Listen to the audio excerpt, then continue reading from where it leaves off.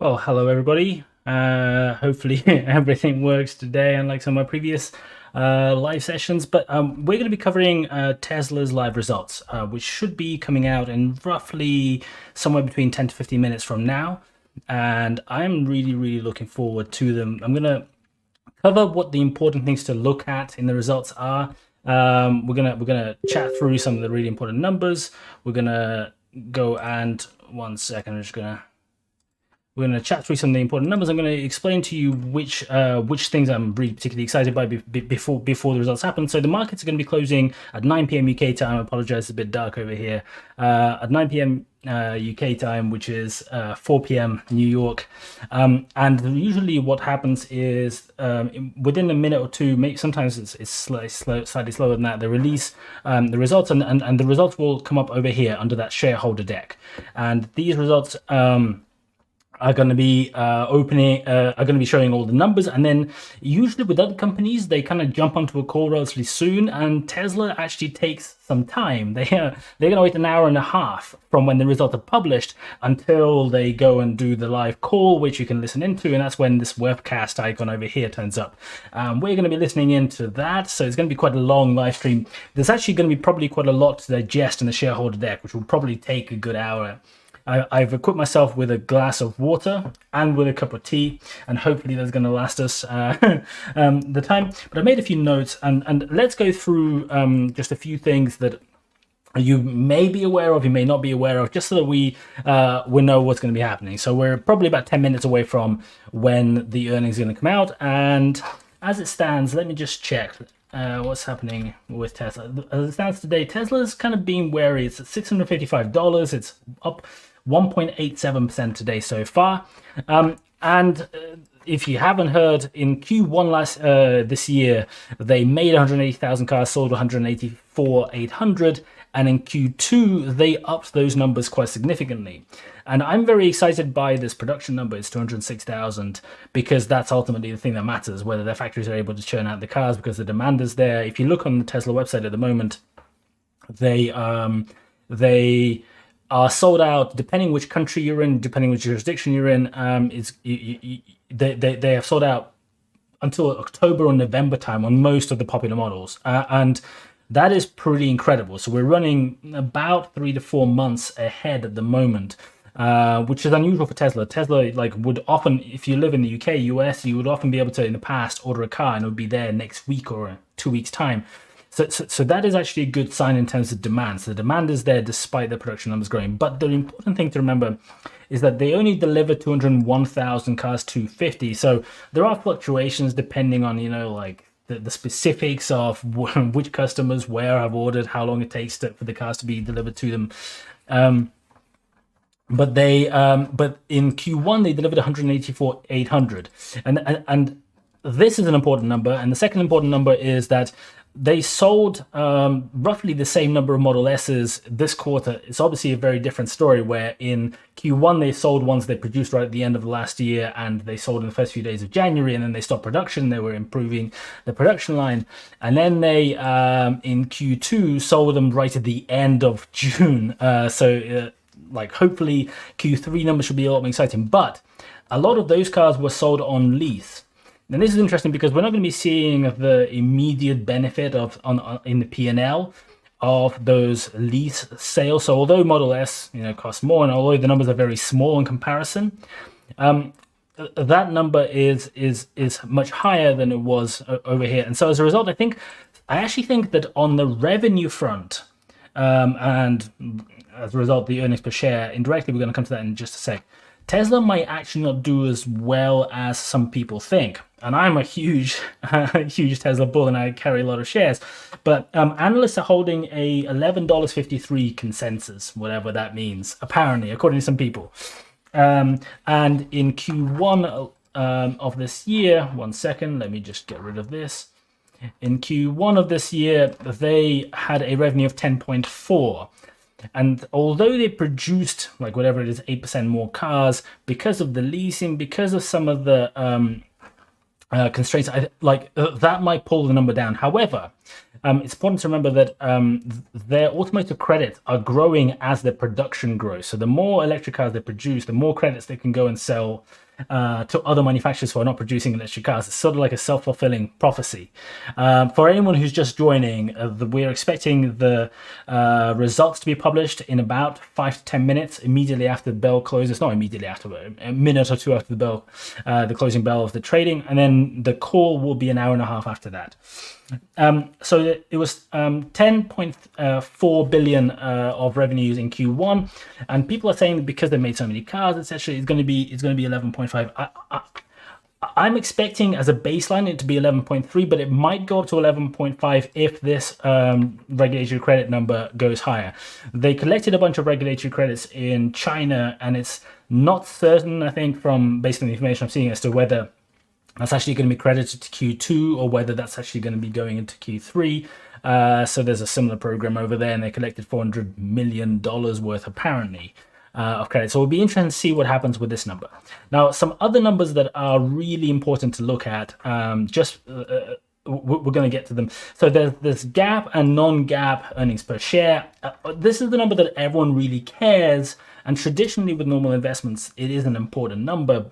With Tesla, it probably isn't really, because this number is going to fluctuate so much based on things that are not really material to whether the business is like doing well, if that makes any sense. So as they're investing money in R&D, as they're investing money into building new factories, there's just a million, like there are some things that do not go into the EPS calculation, but indirectly, like through higher ops costs, through a bunch of other stuff, like we might see this number being low. And it's interesting because this number does fluctuate a lot. If you look at Q2 last year, the earnings per share, one second, where are we?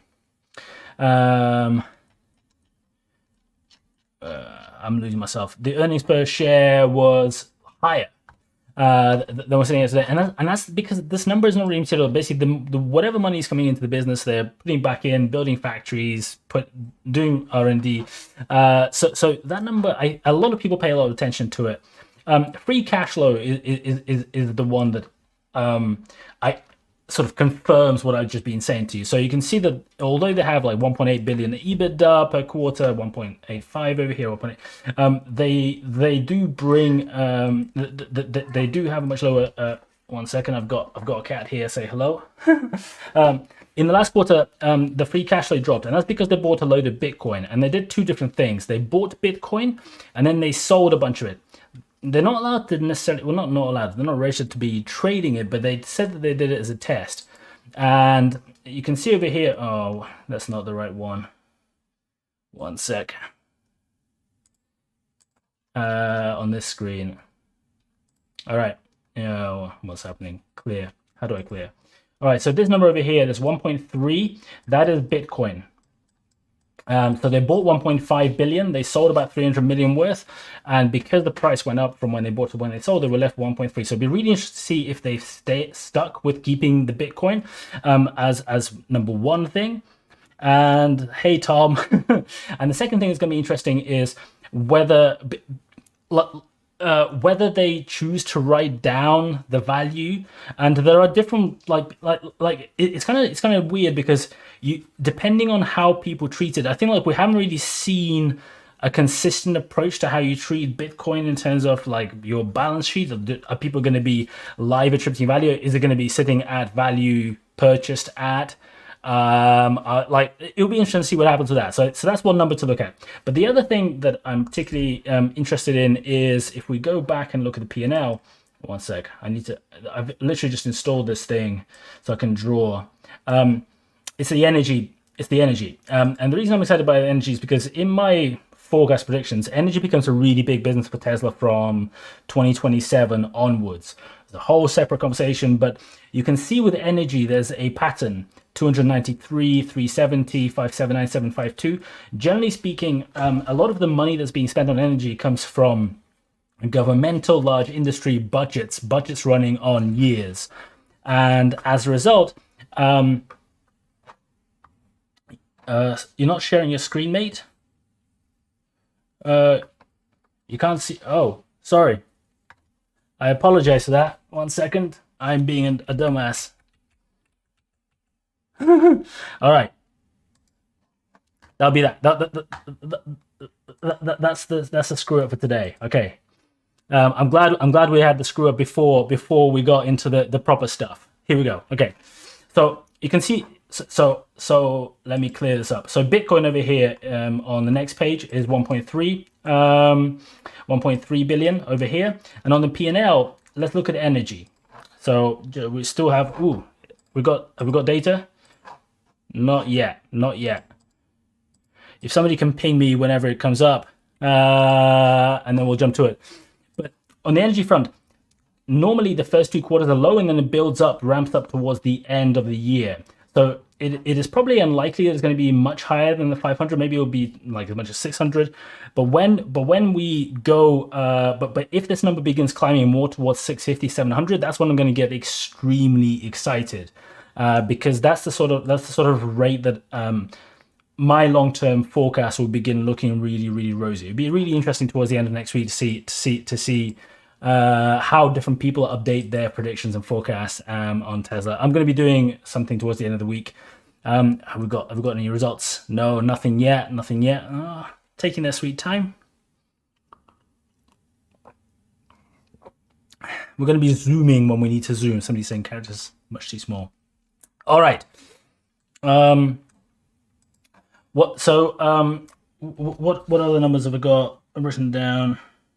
Yeah, R&D spiked last year, and so did some of the admin costs. So obviously, there's a bunch of stuff going on. They've just in the last quarter expended a huge amount of effort, reportedly, on the 4680 battery design. This is a much more efficient battery. It's like a bigger format than slightly bigger than AA, or similar to AA size batteries that are used in all cars at the moment. Then there's the installation of the gigapresses on existing production lines and the new production lines. So it'll be interesting to see how much they've been spending on all of that, and whether that's going to bring the sort of the high level figure down. It'll probably be also interesting to see, will people, as a result of like potentially the total number not looking hyper rosy, sort of like immediately publish things saying, Tesla did a miss, Tesla did not hit their objective, Tesla did not hit their numbers, even though I actually think that they probably will not go above 11.5 billion, potentially even go down to 11.3, and I would not be surprised if it was even lower than that, just because of the amount of money they've been investing and spending on a bunch of stuff. Has anyone got any questions? I need to keep. Thank you for pointing out, everybody, by the way, about my screen. I apologize. I have I had the share price on anyway. For anyone who has just joined, we're just awaiting any minute now for the results to come up. It should be coming up over here. We're going to be talking through the results, going through all the numbers. We're going to be talking through what these numbers might mean, and why some good things might be actually bad and bad things might be good. And then an hour and a half later, we're going to be listening to what Elon has to say on a live call. Those are always entertaining, because quite often with some of the companies, when they do the call, they very much just repeat the same thing that they've been saying in the presentation, and sometimes like pretty much reading it out, or just like it's just dry. And you know, comparing like a very similar in some ways, very, very different in other ways. But comparing, say, Lucid, like they don't share anything. But when Elon gets on the microphone, that's when really exciting stuff happens. Somebody's asking, will Bitcoin's loss show up? And that's a really good question. One, will their accounting actually show a loss and put it through the books, or not? Because if they're not disposing, like what are they going to be doing with it? But the second question is, have they actually sold more of it during the quarter as it's dropped? Do they want to continue holding it for whatever reason, or do they want to just get out? So it'll be interesting, because this probably will also have an impact on the price of Bitcoin. Here we go. We've got the data. And 12 billion. That is far more than I expected. So the revenue is up. The revenue is up more than what anyone really considered. That is really good. Gross margin 28.4%. That is ridiculous. Let's quickly have a look at the really critical numbers. So If I'm just going to draw over here, so automotive sales is 9874, automotive sales cost is 7119. So what does that leave us? 9874. I've got my trusty Casio over here, minus 7119. So that's 27.9% gross without the credits. Is that right? 9874 is without the credits. 1 second. Let's just double check that. Oh, so if I take 10206, 1 second. Automated revenue is 10206, and then I scroll down and okay, I should have added the leases as well. So 10206 minus 7119 divided by 10206. This is incredible. They've broken 30% gross revenue without having the credits. That is ridiculous. A car manufacturer that is breaking 30% on gross. So just for comparison, a company like Ford, GM, so I think Ford is running at the moment about 14% or something like that. So this is bonkers. People are saying Tesla's shooting up. I'm not surprised. So this number is good. This number is insane. The real gross automotive without the credits is over 30%. Let's look at now some of the other numbers. So what happened? EBITDA 2.5 billion. Wow. What over $1 earnings per share on Gaap. These numbers are phenomenal. They have just like. I would be surprised if Tesla wasn't going up 5-10% tomorrow as a minimum. I know aftermarket is going to be doing funny things. We'll look at that in just a second. But let's have a look on the balance sheet. What have they got? So they've kept the Bitcoin. So there's nothing exciting over here. Bitcoin stays at 1.3. Not much to write home about. Now let's look at P&L and let's look at energy. And oh my God. $800 million on energy. This number is maybe the most important number in this whole presentation. This one over here. If you can't see it, I'm going to just zoom in. 1 second, guys. Nobody else probably will be talking about this one because it's not sexy, but this number over here, this is the one that I am extremely excited by. This $801 million. So they have grown quarter on quarter by over 100% on their energy business. And this, in my models, is the business that I think will be bigger than their car business towards the end of the next 10-year period. Like, that's just my personal view. And that is a bonkers number. I was expecting, if you join late, I was expecting this number to maybe be in the sort of 600 region, maybe 650 if it was good. And I was saying if it hit 700, I think like the rate of growth would be phenomenal. They hit 800 million. The reason it's big is nobody is really focusing on this. The energy business globally is a far bigger opportunity in the grand scheme of things for Tesla. So Tesla can essentially go and build a whole load of, how do you put it? A whole load of energy producing factories without building the factories. So this whole mega pack and other similar installations, stuff they're doing in Texas and California to manage those flows, those are incredible because it allows people to more than double, in some cases, the capacity for electricity without actually needing to build any more power stations, without doing any more polluting, by taking nuclear, wind, offshore, all these different sources overnight when it's incredibly cheap, when it's abundant, when it's not being used by anybody, storing it, then releasing it during peak hours during the day. This business is insane, and the fact that this is 800, this is maybe 20-30% higher than I expected, and that might not be a huge number, and most other people probably won't even notice it. That's the one that I've been looking for.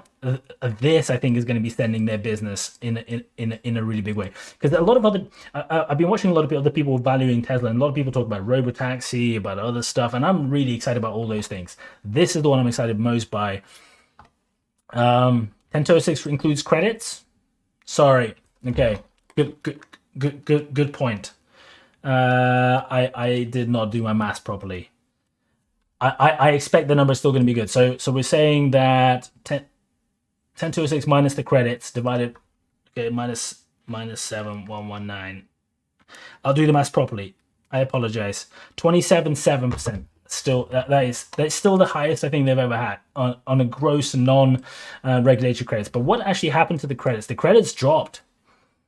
This is interesting. So they produced more cars. The credits dropped. They haven't been this low for how long? Let's see.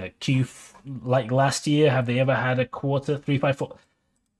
I want to say this is annual, quarterly.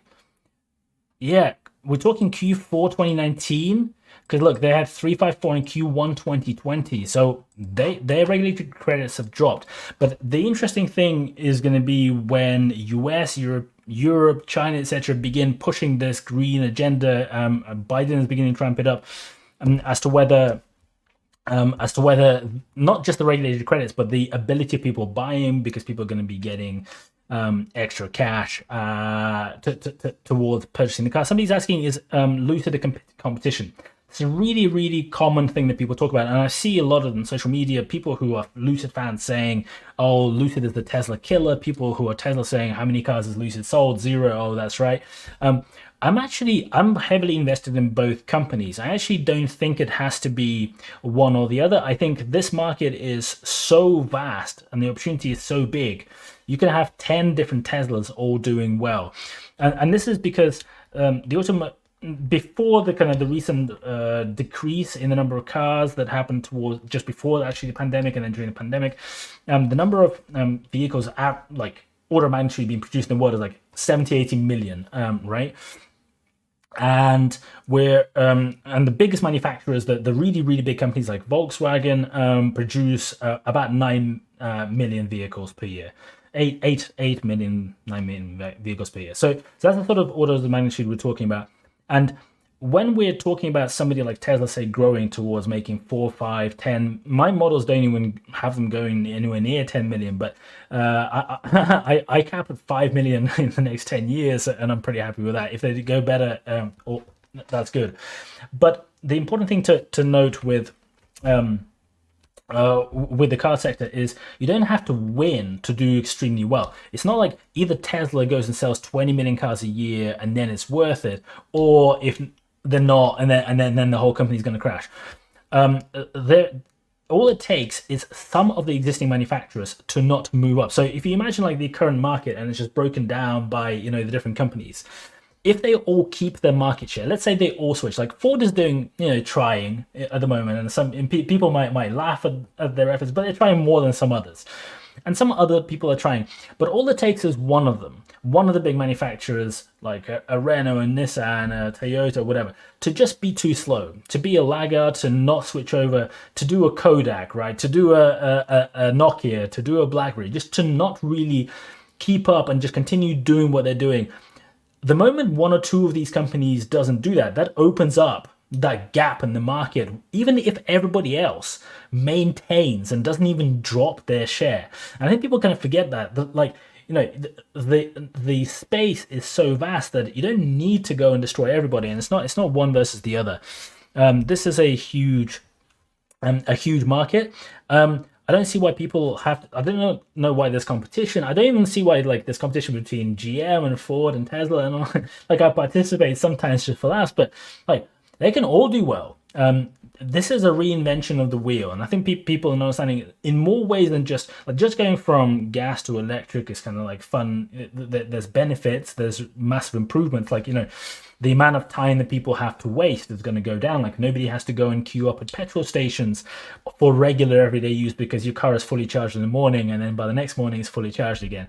The self-driving is going to significantly transform people's lives. I think and this is not just Tesla talk, this is just electric vehicle talk. I think people are not really paying attention to what is happening around them. We are getting to a space where the average person in the world, they commute in some shape to their work. A lot of people drive, especially in developing countries. A lot of people are driving, spending an hour each way, sitting there staring at the road, holding a steering wheel. If all of those people can buy back that time in 10 years' time with proper autonomous self-driving, maybe in 15, I don't really care when it's going to come. It's going to come at some point, right? Because we all know that. Whether whichever side of the fence we like to sit on, eventually it's going to be coming. And the argument for, that is rubbish, that is not going to improve things, that is not going to do anything. Somebody saying stock compensation, Bitcoin impairment, R&D, seasick. I haven't talked about R&D yet. We haven't looked at those numbers.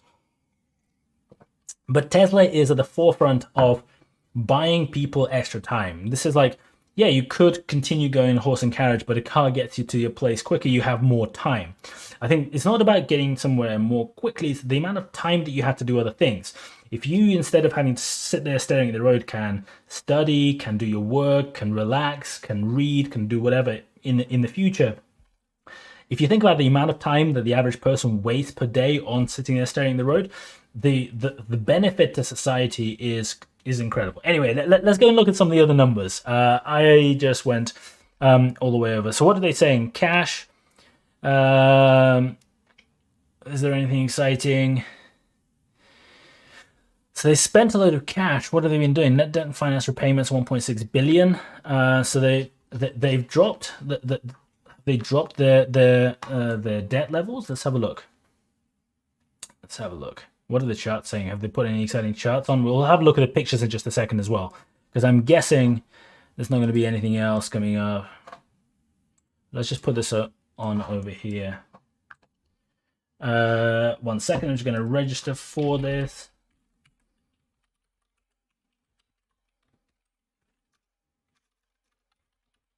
I'm just registering for the call so that it is ready to go whenever it is time. Let's do it. All right, 1 hour and 12 minutes to go. Hopefully my audio works. I trialed the audio this morning on stuff and it worked. If it doesn't work, I'm not gonna be happy. Anyway, Harry's saying I think Tesla's overvalued. This is a really interesting one. I'm going to be doing a video later this week where I will redo my valuation. I think it's probably going to go up. And the problem I have is that everyone kind of has their own way of valuing a company, and they kind of think that. And I'm not saying this about you, Harry. Like, I don't know why you think it's overvalued or not. But quite often I hear people on YouTube and other places like saying, "Oh, you know, I value companies by doing a multiple of their net cash, or free cash flow, or their EBITDA, or earnings per share, or whatever."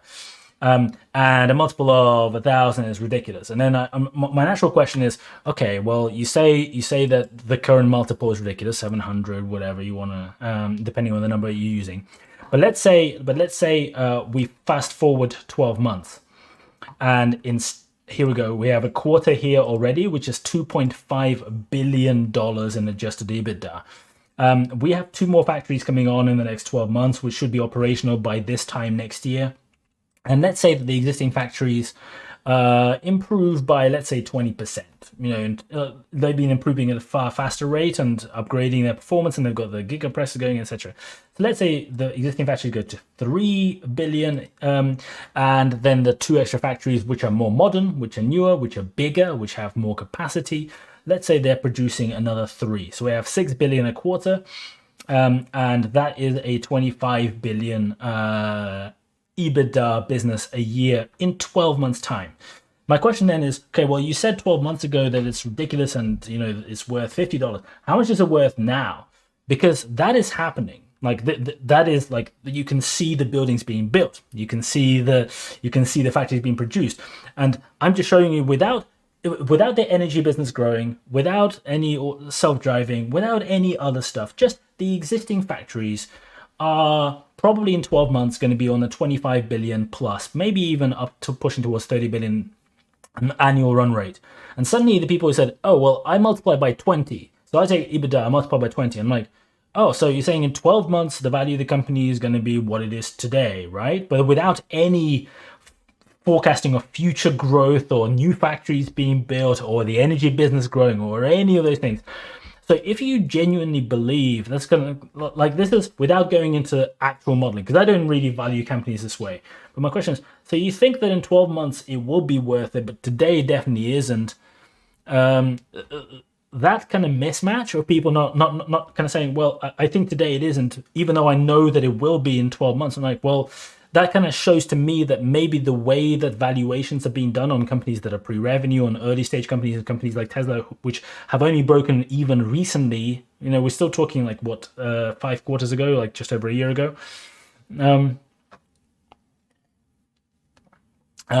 So that'll be people are saying, people are asking whether there's going to be a new factory in the UK. Maybe. I've heard those rumors as well. And the UK is trying to attract a lot of investment at the moment. So let's have a look at some of the other numbers in a bit more detail. Actually, first, shall we just have a look at the photos? Because is there anything on here that we haven't seen? Solar deployed. Let's go through line by line because I was going to be missing. There's nothing really exciting here. Free cash flow 600.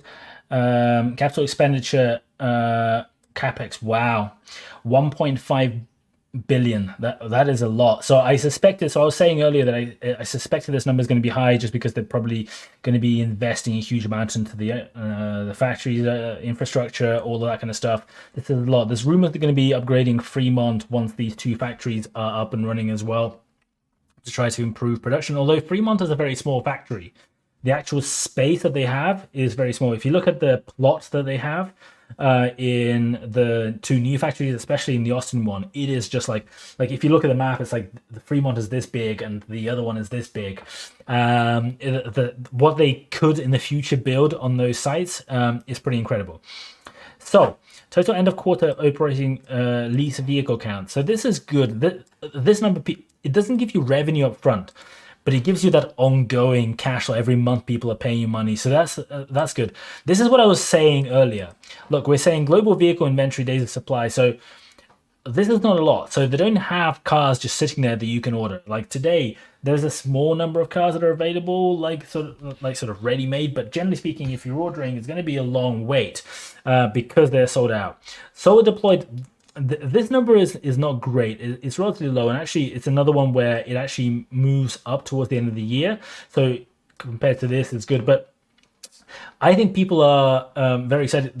At the moment, solar deployed is very much a sort of like, small business, households, all that kind of stuff. Oh, and they restricted it in Q2. They actually said that you have to purchase the mega packs as well. I think you can't just have the solar, or you can't just have the mega packs. You have to have the solar as well, whatever it was.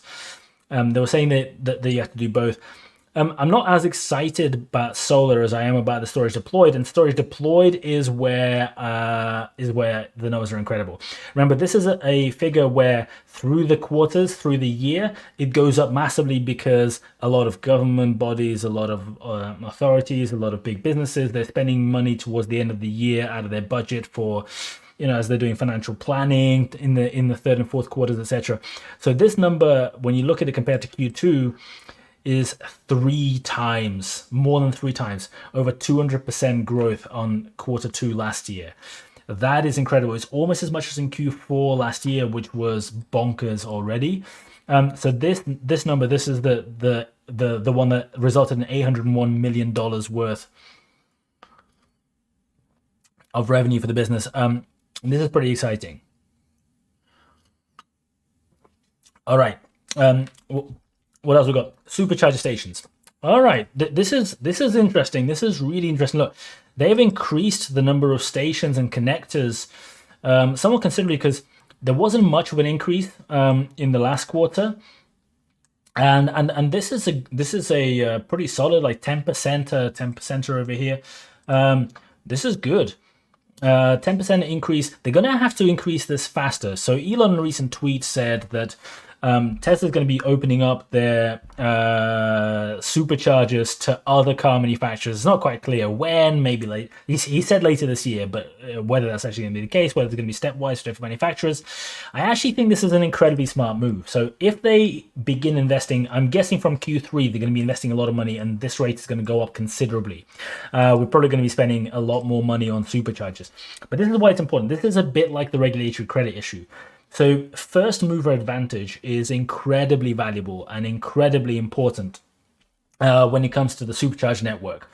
And that's because if you're the boss of Volkswagen, if you're the boss of Daimler, if you're the boss of GM, you're sitting there and you're like, am I going to be building out my own network? And the answer is, you don't have the cash, you're knee deep in debt, you just, like, the shareholders will never approve that sort of outlay. You don't even have, like, you're still producing 98% or whatever it is, ICE vehicles. So you're not going to be investing money in stuff where you're not even selling those cars or not even aggressively trying to push to sell those cars.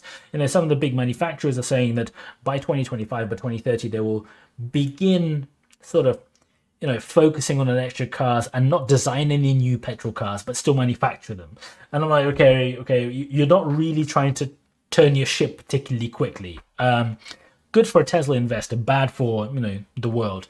But anyway, and so what they're going to be doing is they have two options, right? Do they just let their customers just go out there and use those small networks, random private stuff, which most of the time doesn't work properly? Either the thing's broken or you spend about half an hour trying to pay for the electric and it just doesn't work, the transaction doesn't go through.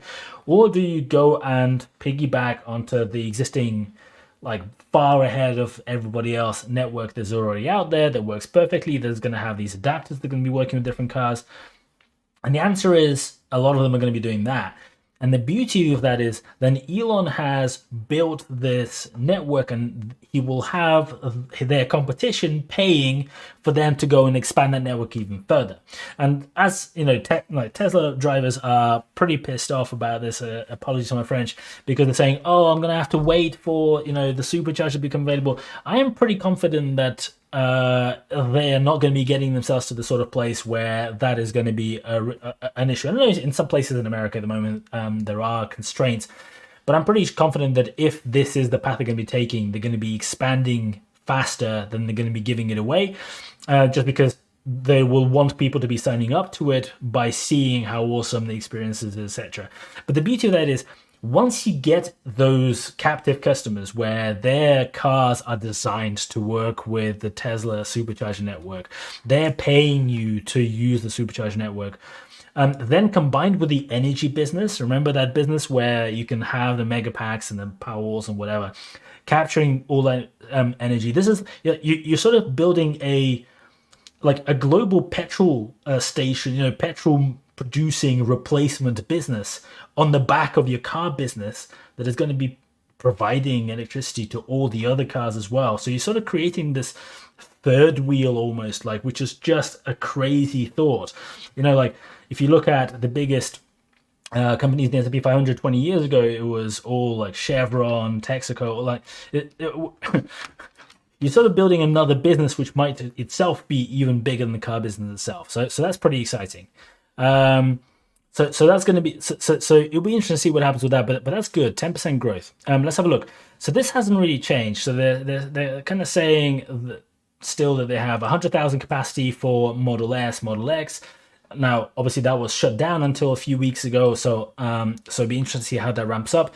Elon was saying recently that he reckons that in a good week, they can produce 4,500 Model S's. So it could be that this number is going to be going up if there's a separate production line for the Model X and Fremont. And it'll be interesting to see what happens with the new factories, whether they decide to build additional facilities to be producing. But at the moment, these numbers haven't really changed. Berlin Model Y, Texas Model Y, and Cybertruck. Yeah. Tesla Semi to be decided, although probably going to be Texas. Roadster doesn't really matter. Future products, this is the one they've been mulling. This is the Model 2 that people are saying. This is potentially the smaller car, which will be extremely popular in Europe and Asia. So if that does come through, and that is what that future, this has been the future product, I think in the last 3 or 4 updates. They don't say anything about it. Be interested to see if Elon says anything. But let's read to see if there's anything in these descriptions over here, because our factory is growing. Are they doing anything with that? Let's have a look. US, California, and Texas. Production ramp Model S progressed to the course of Q2. All good. Majority of Model 3Y production was delivered in North America. Yeah, so if you've noticed, if you live in the UK and you try to go and spec a Tesla, with a lot of the models, for example, so the UK is one of the more prominent markets, right? There are some that have less Teslas and have less sales. But with a lot of the models, it tells you that expected delivery is end of 2022. Just think about it. So they're now saying that they're probably not going to be shipping a bunch of cars. So if you're not familiar with their distribution network, there used to be an intermediate facility for Europe in the Netherlands where they would ship almost ready cars over from Fremont and do final assembly for tax reasons, I think, really, rather than for any real reasons. and then distribute them. But the demand is so strong from within the US that they have stopped exporting cars from Fremont. Maybe some are still going somewhere. I am not seeing. I haven't been seeing in the UK very. I was seeing, say, 2 quarters ago, 3 quarters ago, a load of new Teslas turning up with the new number plates. In the UK, we have this benefit where the number plates literally tell you what year, what half year the car was first registered, so you can tell which ones are very new versus not quite as new. But I'm not seeing any new Teslas coming through, and you can order some now for October, November, but not all of them. Anyway. Shanghai. While we experienced minor interruptions due to supply chain challenges, this is an interesting admission. Factory upgrades, production in Shanghai remains strong. Planned roadmap, standard version of Model Y in China starts at 276,000 post incentives. Due to strong US demand, how much is that? Second. I am not up to speed. Yuan in what is that? 42,570. That's not bad. That's if that's what they're planning to sell as a starting point. That's not going to be bad. But look, the ramp in production is looking good for Q2. What are these? Europe, China. Okay. And due to strong US demand and global average cost optimization, we completed the transition Gigafactory Shanghai. It's a primary vehicle export hub. This is really interesting because Tesla actually had an issue towards the end of Q1, beginning of Q2, where they had an issue with the Chinese government that did not want the Shanghai factory to be primarily built as a vehicle for exporting, vehicle, maybe not the right word here, for exporting cars, and they wanted them to be essentially sitting there manufacturing cars for the Chinese market and maybe neighboring countries and sort of like build within China for China, right? And that even resulted, there was an ongoing deal where Tesla was planning, reportedly, not really officially confirmed, there was some paperwork that was shared where they were planning to buy a plot of land that was across the big motorway from their Shanghai factory to expand it, and then they gave up on that. They decided not to proceed, apparently. So there's a bit of that, and there was rumors, will the Chinese authorities sort of put extra pressure, tax burdens, other things on them? But that seems to have sort of disappeared. Nobody's really talking about that at the moment. And the fact they're publishing this sounds like maybe they have now maybe solved whatever issues they may have had with the Chinese authorities in the past. But anyway, Berlin, Brandenburg. While our global production lines continue to run as fast as possible, European demand remains well above supply, resulting in growing waiting times for delivery. That's what I was talking about this the last few weeks, because you would go on the Tesla website a week after the previous time, and delivery has moved by a month. You know, it was like late August, then September, then October, now November. It is incredible because they're still ramping up production and they're accelerating that ramp. The fact that delivery dates are going up. So people are saying, are there really enough people who want to buy these expensive cars? I think the answer is yes. There are enough people, and that number seems to be growing, which as an investor, I'm very happy with. Anyway, let's talk about Autopilot and full self-driving. The trash barely move. Not everyone's a fan. Autopilot and full self-driving. After selling over 1 million vehicles equipped with radar, we have collected enough data to start removing in some regions. Removal radar, yeah. Our first customer. So this is an important point. If you haven't been following Tesla very closely, about 2-3 weeks ago on a Friday, they went and released their full self-driving version 9 beta to customers in a broader release than they ever have before. And this is a completely revamped tool, which I have not personally used it, but all the reviews and all the reports are saying is considerably further along. Somebody drove, like, I think on the first day that it was available, from San Francisco to LA without touching, without manual intervention. This is a very exciting thing for several reasons. They have changed from using LiDAR, radar, what everyone else is trying to do, to pure vision. And what this means is, essentially, instead of equipping the car with all these fancy different tools, they only run on cameras. So they kind of operate a bit like humans, right? They operate on what you can see, and they map out the road and what the different objects are on the road based on cameras. The reason this is really interesting, and I think is a really smart move, is, well, there are two really main ones.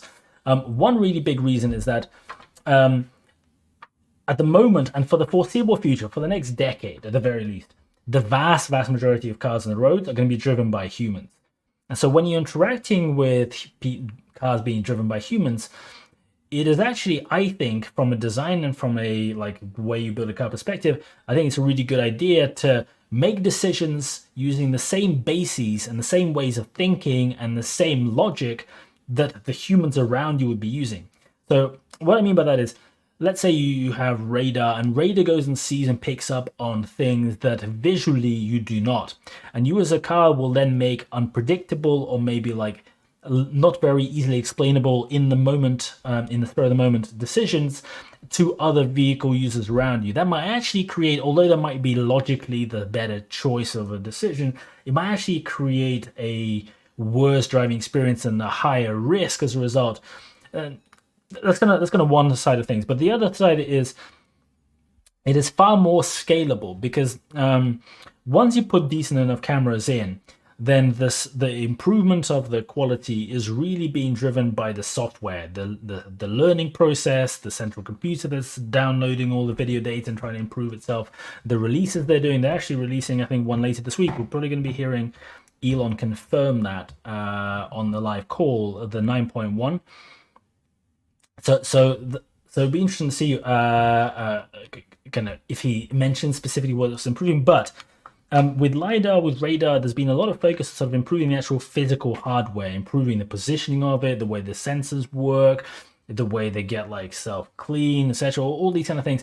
And I think it's a really interesting thing to kind of say, well, actually, that is not a very scalable or a sustainable long-term kind of view on how this technology is going to be working.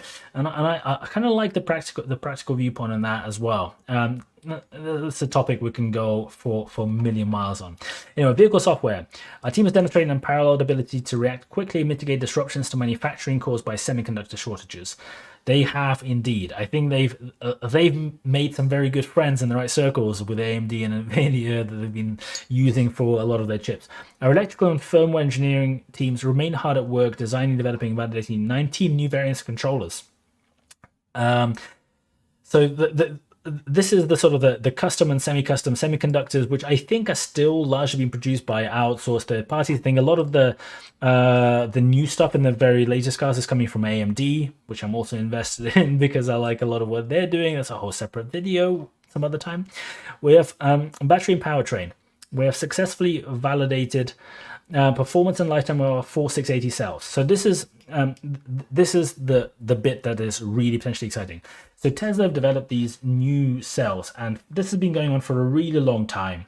And these cells are bigger. They're more like a sort of can of like bigger than a can of Coke, not quite as big as a can of beer sort of shape, I think. I'm not an engineer, but anyway, and reportedly they are more efficient. They can store energy for longer. They have a lot of advantages. They work better on cooling. They're easier to pack, so they can build them basically as a single layer rather than having to have multiple layer arrays with layers in between. Anyway, there's a lot of advantages, and they, right at the end of the second quarter, there was a photo shared where the engineers at Tesla went and made the first full battery pack out of these 4680s and signed it or something like that. So it's kind of exciting. It sounds like the work on this is progressing very, very well. And they're saying, while substantial progress has been made, we still have work ahead of us before we can achieve volume production. Internal crash testing of structural pack architecture with single piece front casting has been successful. So that's really good news. It'd be interesting to see if Elon elaborates any more on when this might be happening, because at the moment, the best cars that Tesla is producing in terms of long range are still under 500 miles, with Lucid coming along saying they're going to be later this year producing 517. But it'll be really interesting. Like, both of them are still way ahead of any of the competition. You still talk like other manufacturers saying that you have to pay huge amounts of money for something that only does 250 miles, which is restrictive to a lot of people. Not for everyday use, but for the occasional use. Whereas I think like if these batteries are going to be taking them towards the 550, 560 mile range or higher, then we're probably looking at a car where for 99% of people, they probably will never break that in a daily use. And even if you do, like, you probably will be able to recharge when you make your pit stop for bathroom breaks, food, etc., quickly enough that you won't ever notice it anyway.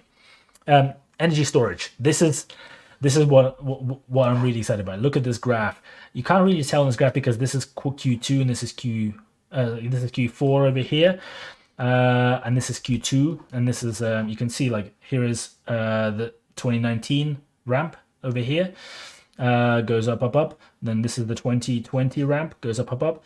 This is the first two bars compared. Let's draw. Let's clear. How do I clear? Here we go.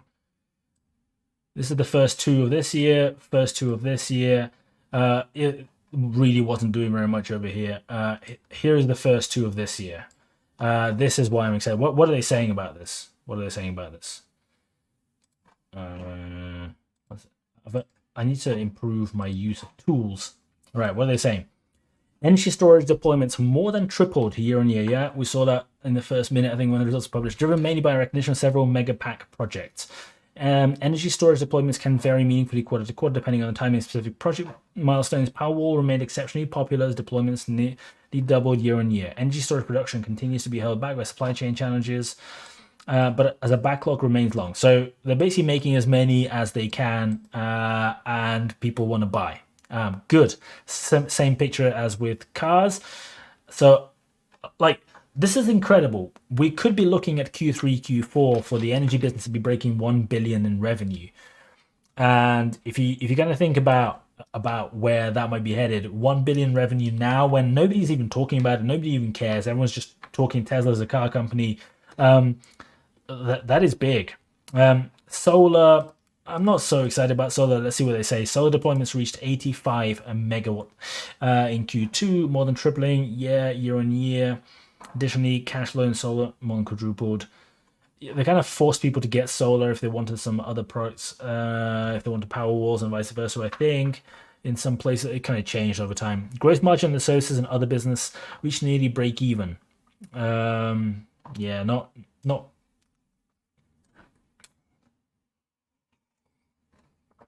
energy storage deployments in gigawatt hours. It's good. This is growing very, very steadily.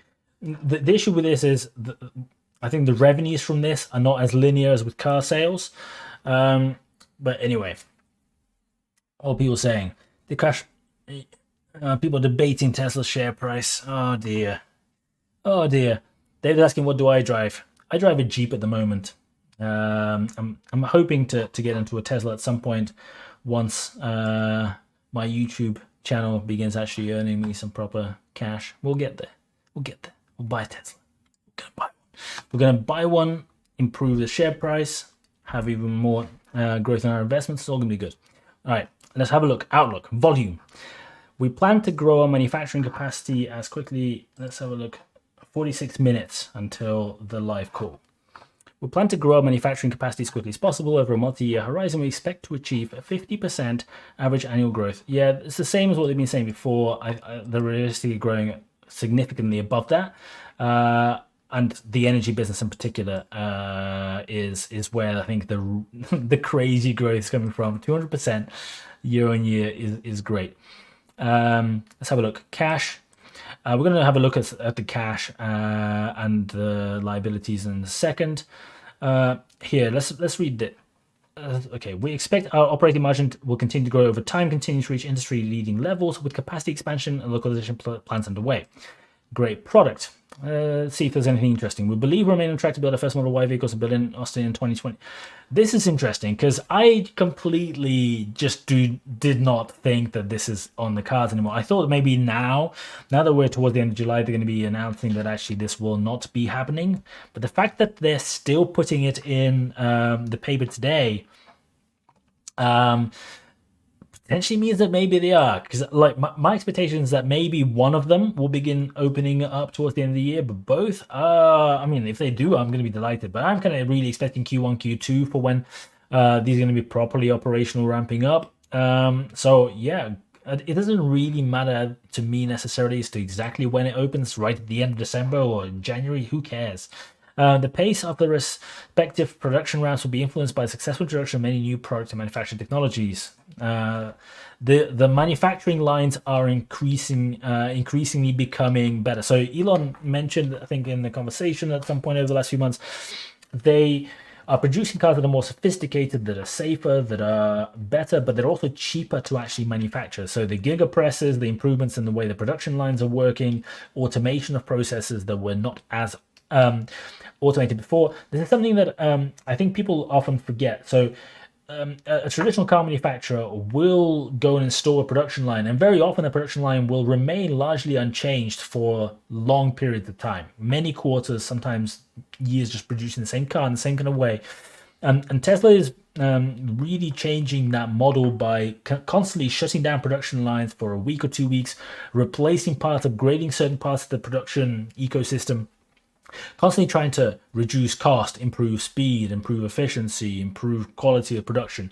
And so yeah, if this happens, it's good. To better focus on these factories and due to limited availability of battery cells and global supply chain challenges, we have shifted the launch of the semi-truck program to 2022. So I expected that this was probably going to be not happening this year for sure, and even next year. I'm not holding out much hope.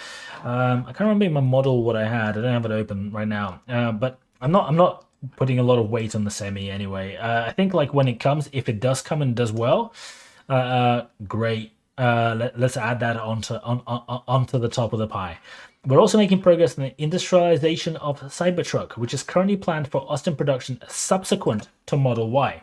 This is critical because they were saying before the potentially Cybertruck is going to be rolling off production line this year. This to me is, without saying it, they're basically saying Cybertruck is not going to be produced this year, right? Because they're saying, we believe we remain on track to build a first Model Y vehicles in 2021. So if the first ones, they kind of feel they still will maybe just about make at the end of this year. If the Cybertruck is going to be coming at some point after the Model Y production line is all sorted and working, that means it's not going to be this year. And I actually have an order for a Cybertruck because I absolutely love it. My wife is horrified, as are most people. Like, I think it's definitely one where, like, I love it for many reasons. But it's definitely one that divides opinions at the moment a lot. So that'll be fun. Let's take a look at the photos. Everyone loves photos. What do we got? Berlin. It's not looking that ready, is it? I mean, we're still talking like concrete, like this. Like, we have what? We're 7 months down, so we've got 5 months left of this year for this to be actually spitting out vehicles. Is it going to be ready? Interesting. I don't really mind either way, but they're saying it should be. This is the paint shop inside. This looks ready. Getting there. This is good. What do we got? Gigafactory Texas, Model Y production. I think this is not quite as ready 6 months ago, present day, but it's still not quite as ready as the Berlin factory. So this one is, so they were saying that with Berlin that the potential issue is that they changed the layout. During Q2, they actually changed the internal layout of the site and some of the production lines inside the factory, and as a result, they had to reapply for permits. And reportedly, apparently, the German authorities don't like working in the summer because it's the summer, it's the holiday season.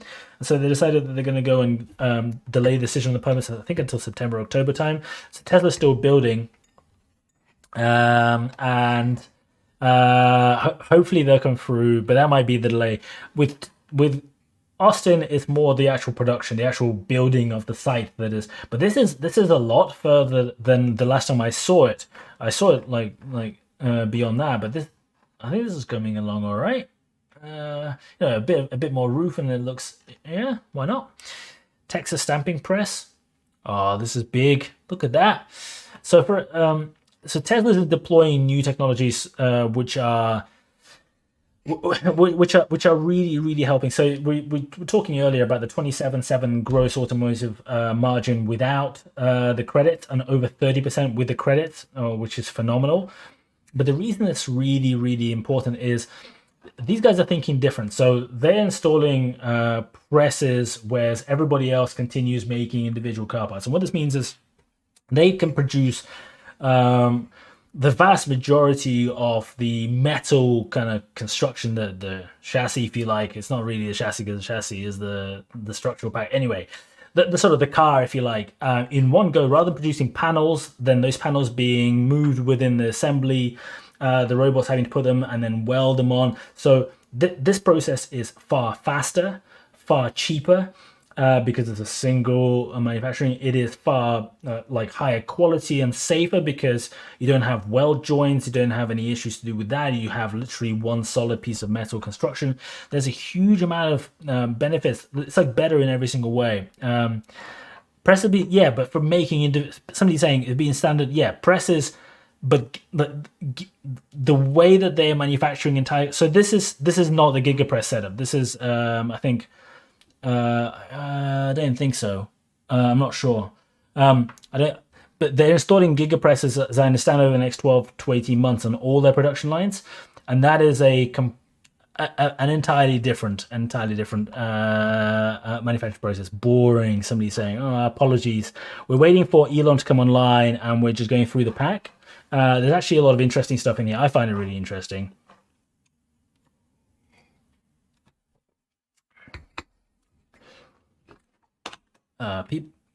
People don't like me sometimes. All right, Gigafactory, Texas, Model Y body shop. Nice photo. The insides are coming along quite well. All right. Okay, let's have a look. What have we got? Vehicle delivery. So we've seen all these numbers. There's nothing particularly. I mean, like, other than the obvious ramps in the blue to the right of this chart, which is the net income. That's what people want to see. I don't think most people expected this to go anywhere near the level that it was. People were saying, I think the consensus for earnings per share between analysts was 0.96. In Q1, they had 39 cents.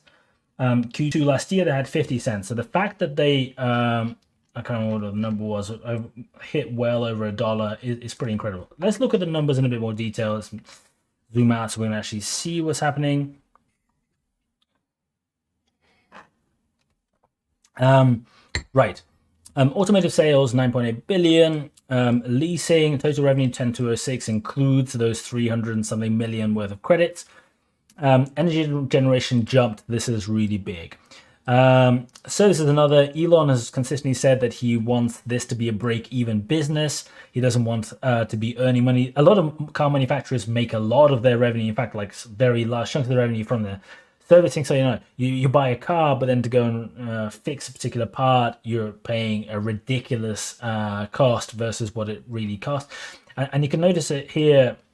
The cost of the servicing and other business is 986 million, whereas the revenue is 951 million. So this is an intentional thing because I think a quote by Elon Musk was that the best servicing is when you don't need the car to be serviced at all, which I completely agree with. Nobody wants to go and do all that stuff. So this is doing good. This is what we expected. Automated sales 7.1 on the cost, which given the jump is good. Look, the reduction in the cost of manufacturing is pretty evident. Look at the jump here in these numbers, and then look at the jump over here. That is a very noticeable difference. What else we got? Research and development, 576. So this is surprising given the amount of money they've been, well, the amount of talk about all the different stuff. So, you know, they've got the development of the Cybertruck, they've got the new 4680 batteries, they've got the intermediate version of the supercomputer, plus the development of self-driving, all of those kind of things, plus potentially new tech for the factories, etc. So the fact that this number has actually dropped versus Q1, I think some people find surprising. I thought that this number would be higher. I thought this would potentially be going towards 800. I think what I write, maybe 800, 850 or so. So the research and development number dropped a little bit, helping with cash. We'll get to what's happening with cash in a second. Restructuring another, nothing exciting over here, nothing to see. Net income attributable, yeah, okay. Net income per share, basic 118, diluted over $1 on diluted basis is good. All right, let's have a look at the balance sheet. That's where some of the interesting stuff might sit in. So, 1 second. Accounts receivable, and what have we got? 2 billion and cash 16. yeah, like obviously cash reduced over here. We'll see where that's gone in a second. Inventory's gone up slightly. Prepaid expenses, okay, flat. Current assets haven't really moved. There's just been a shuffle within the pack. Solar energy systems, yeah, not really noticing any movements. Bitcoin has not moved. They're not accounted for the drop in value. So although this is saying 1.3 billion, realistically, we've probably lost about, what, 600 billion of that.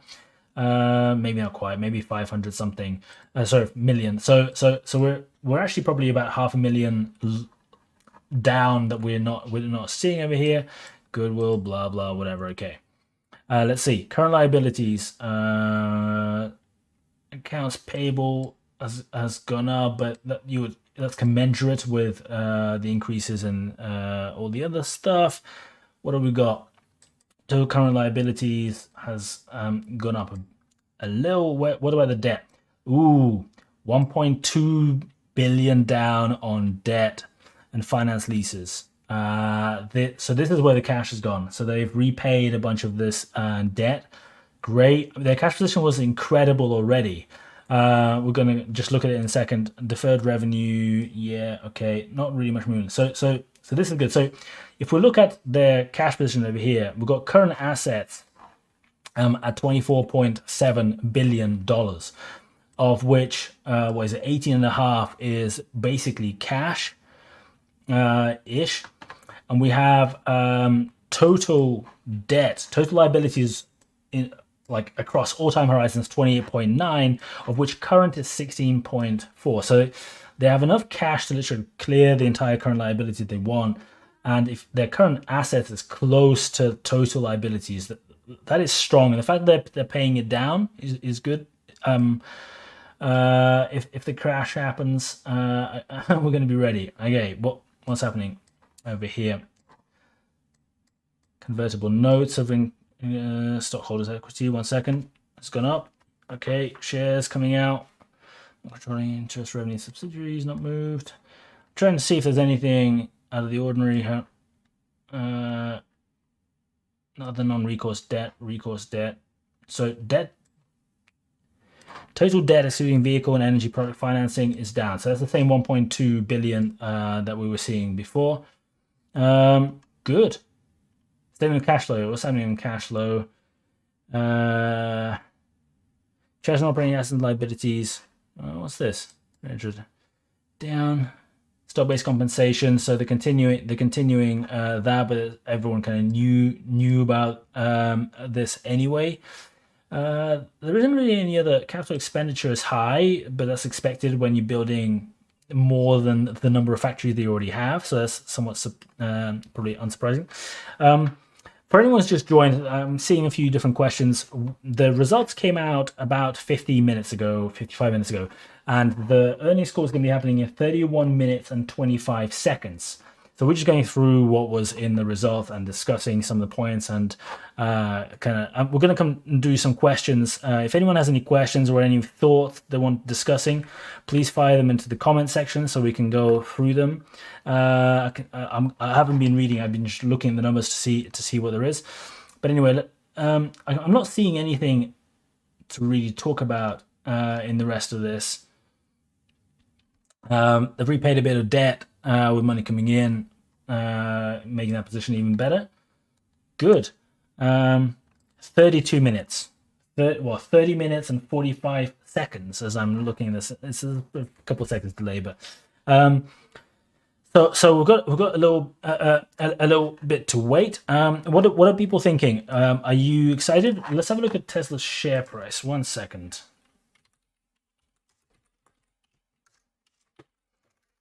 I'm just gonna throw.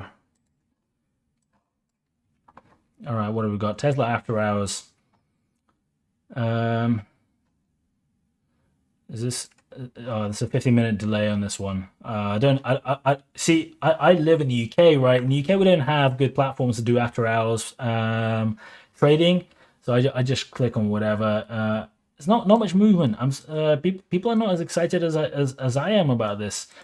And I think I don't know. The high level numbers look great, but it's the energy business. Oh my god.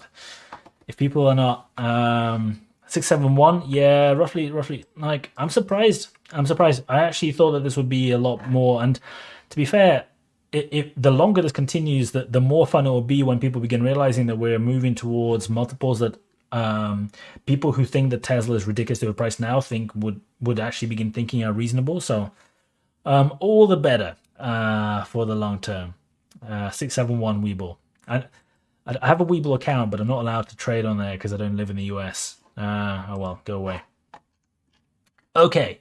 What are people saying? What are people saying? Ghazni is dead. Yeah, not yet. It's gonna take a while. This is gonna be a very, very painfully slow moving thing, unfortunately. Have I been on Jaggery Factory too? I have not. I'm guessing it's in the Midlands somewhere. Coventry, is that where the factory is? I've not been ever. People are saying my information about Google Pros in Germany is wrong. Maybe. The decision moved because of public hearings in the summer. Yeah, okay. I'm sure there was a good reason why they couldn't go and do the paperwork in the time they had. What are people saying?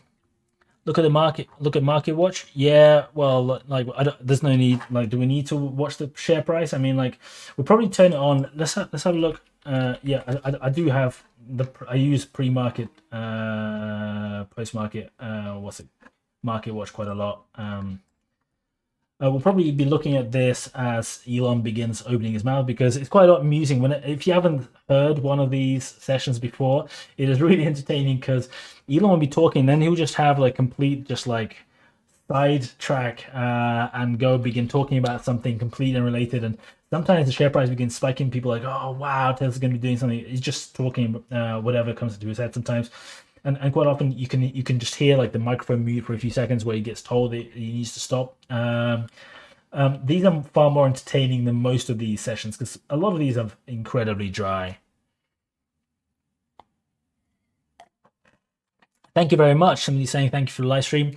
I don't do these very often, primarily because whenever I do them, I don't find like people like I get a lot of hate, a lot of people kind of throwing stuff, and they don't really do very much. But I thought Tesla's my biggest position. I'm very excited. I was gonna want to read through what they were saying and watch it anyway. So I thought, why don't we go and discuss it with other people while we're at it? Why not? What time does the live cast begin? Live cast begins in 26 minutes. So here's what's happened in the aftermarket, and it's quite interesting because we can see, so it jumped immediately when people saw some of the high headline numbers, but then it kind of like normalized, and even the jump, it wasn't really that much. We're talking, we closed at what, 656, 657, whatever territory, and we only went up to like, what is it, $18 or something like that. I mean, 2.5%. So we're climbing back up to 672. It'll be interesting to see what happens when people begin talking, especially if there's anything they're going to be confirming. So we already know that the Cybertruck is delayed. Boo-hoo, I'm going to have to drive my Jeep for a bit longer.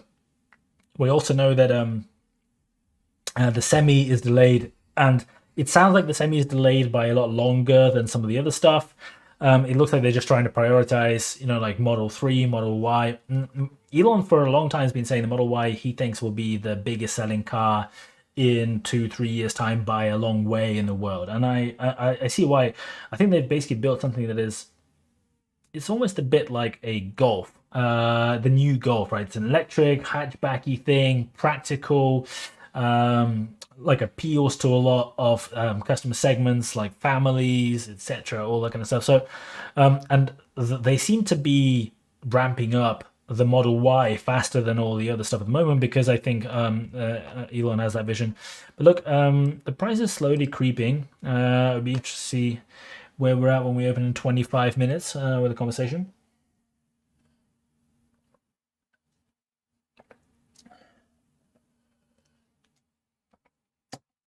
Eric saying, yeah, so I quite like talking about numbers. I'm gonna be doing a lot more of that kind of stuff soon. it's kind of interesting for me. It's also slightly frustrating because obviously, like, I would love to be doing only videos where I go through and build models and talk you through the numbers and explain things. But I find that YouTube is a funny place where the deeper I go into the numbers and the more I share in terms of like specifics and talking about some of the ways that I would value particular companies that would be different maybe to some how some other people would be valuing. People just are not interested. People don't want to watch that. People want just the buzz. They're like, is this a good stock to buy? And most people, I think, come to watching these kind of videos with a pre-based mentality mindset where they've already decided if they want it or not. And I'll do a video on a company that's popular and everyone go and watch it. Then I'll make a video the next day about Fiverr. Fiverr is extremely exciting for me. I made a video, nobody watched it, nobody cares. It's not exciting, it's not Palantir, it's not Tesla, nobody cares. But I'll be doing more of these kind of videos, especially over the next week as, with these earnings, what I'll be doing later this week is going through Tesla's numbers in a bit more detail and taking my model. So I have a model that I want to upgrade. I want to make it even more sophisticated. It's a bottom-up model where I try to forecast specific cars, specific factories, and all the other stuff properly, and trying to adjust it. I think it's going to be going up based on the numbers I'm seeing here, especially on the energy front, which is where I already had ridiculous expectations. Let me just go and see if I can get that model. Let's see if I can throw it on a screen and see what we had for this year. That'd be interesting. On the automotive. All right.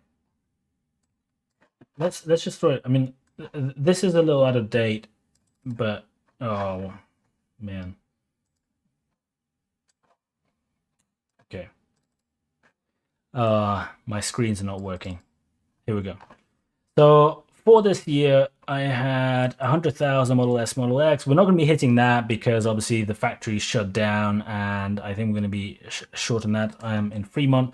500,000 Model 3Y, I think, over here and over here, 850. Doable. And then this is what I had for Texas and Berlin. This is a few months old now, this model. So I had 50,000, so I kind of had like probably like a few weeks worth of production in both of those.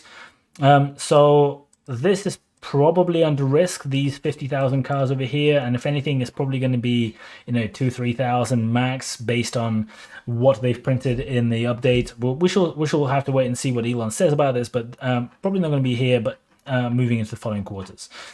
I actually have then the ramp up through 2022 in the existing factories, and Berlin and Texas not running at full speed. I have Texas speeding up a bit more quickly because of the size of that thing. I have 20,000, so I have towards the end of 2022 some semi-production over here.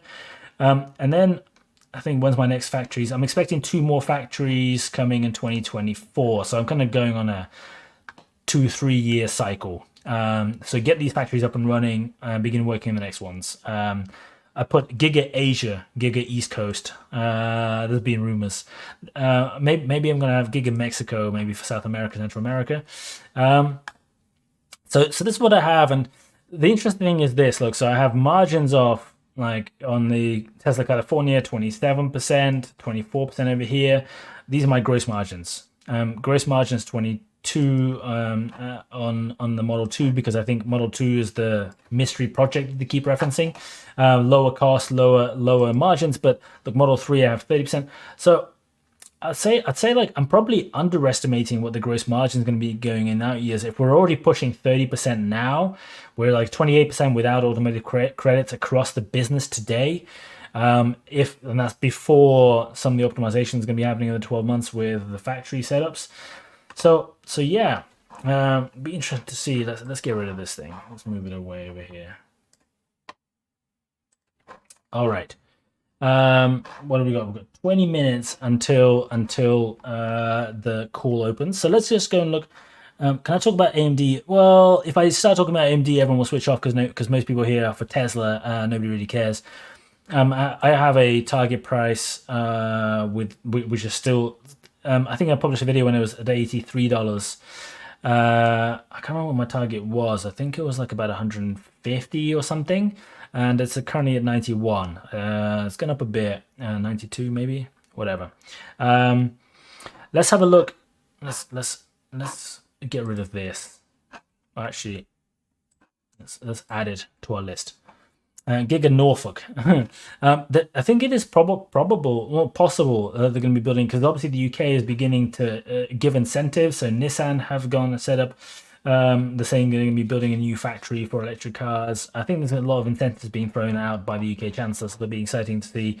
Although, will that be one of the very next moves? Because if you're Elon, you're sitting there, so you're building Giga Berlin, and that really should be, doing quite a lot for Europe. Do you need one in the UK as well, or do you really need another factory based in Asia, or a factory based in potentially Mexico or South America? Good question, right? People are saying that maybe the Austin factory is going to be supplying a lot of Central and South America, but that place is like, there's a lot of demand there, and if they're going to be producing Model 3, Model Y, Model 2s in like big volumes over the next 2-3 years, I would be surprised if they don't begin just expanding that way before scaling within regions. But we don't know. Maybe we're going to be building a UK factory before we know it. Right. There's nothing else in here. No SEC filing yet. Okay.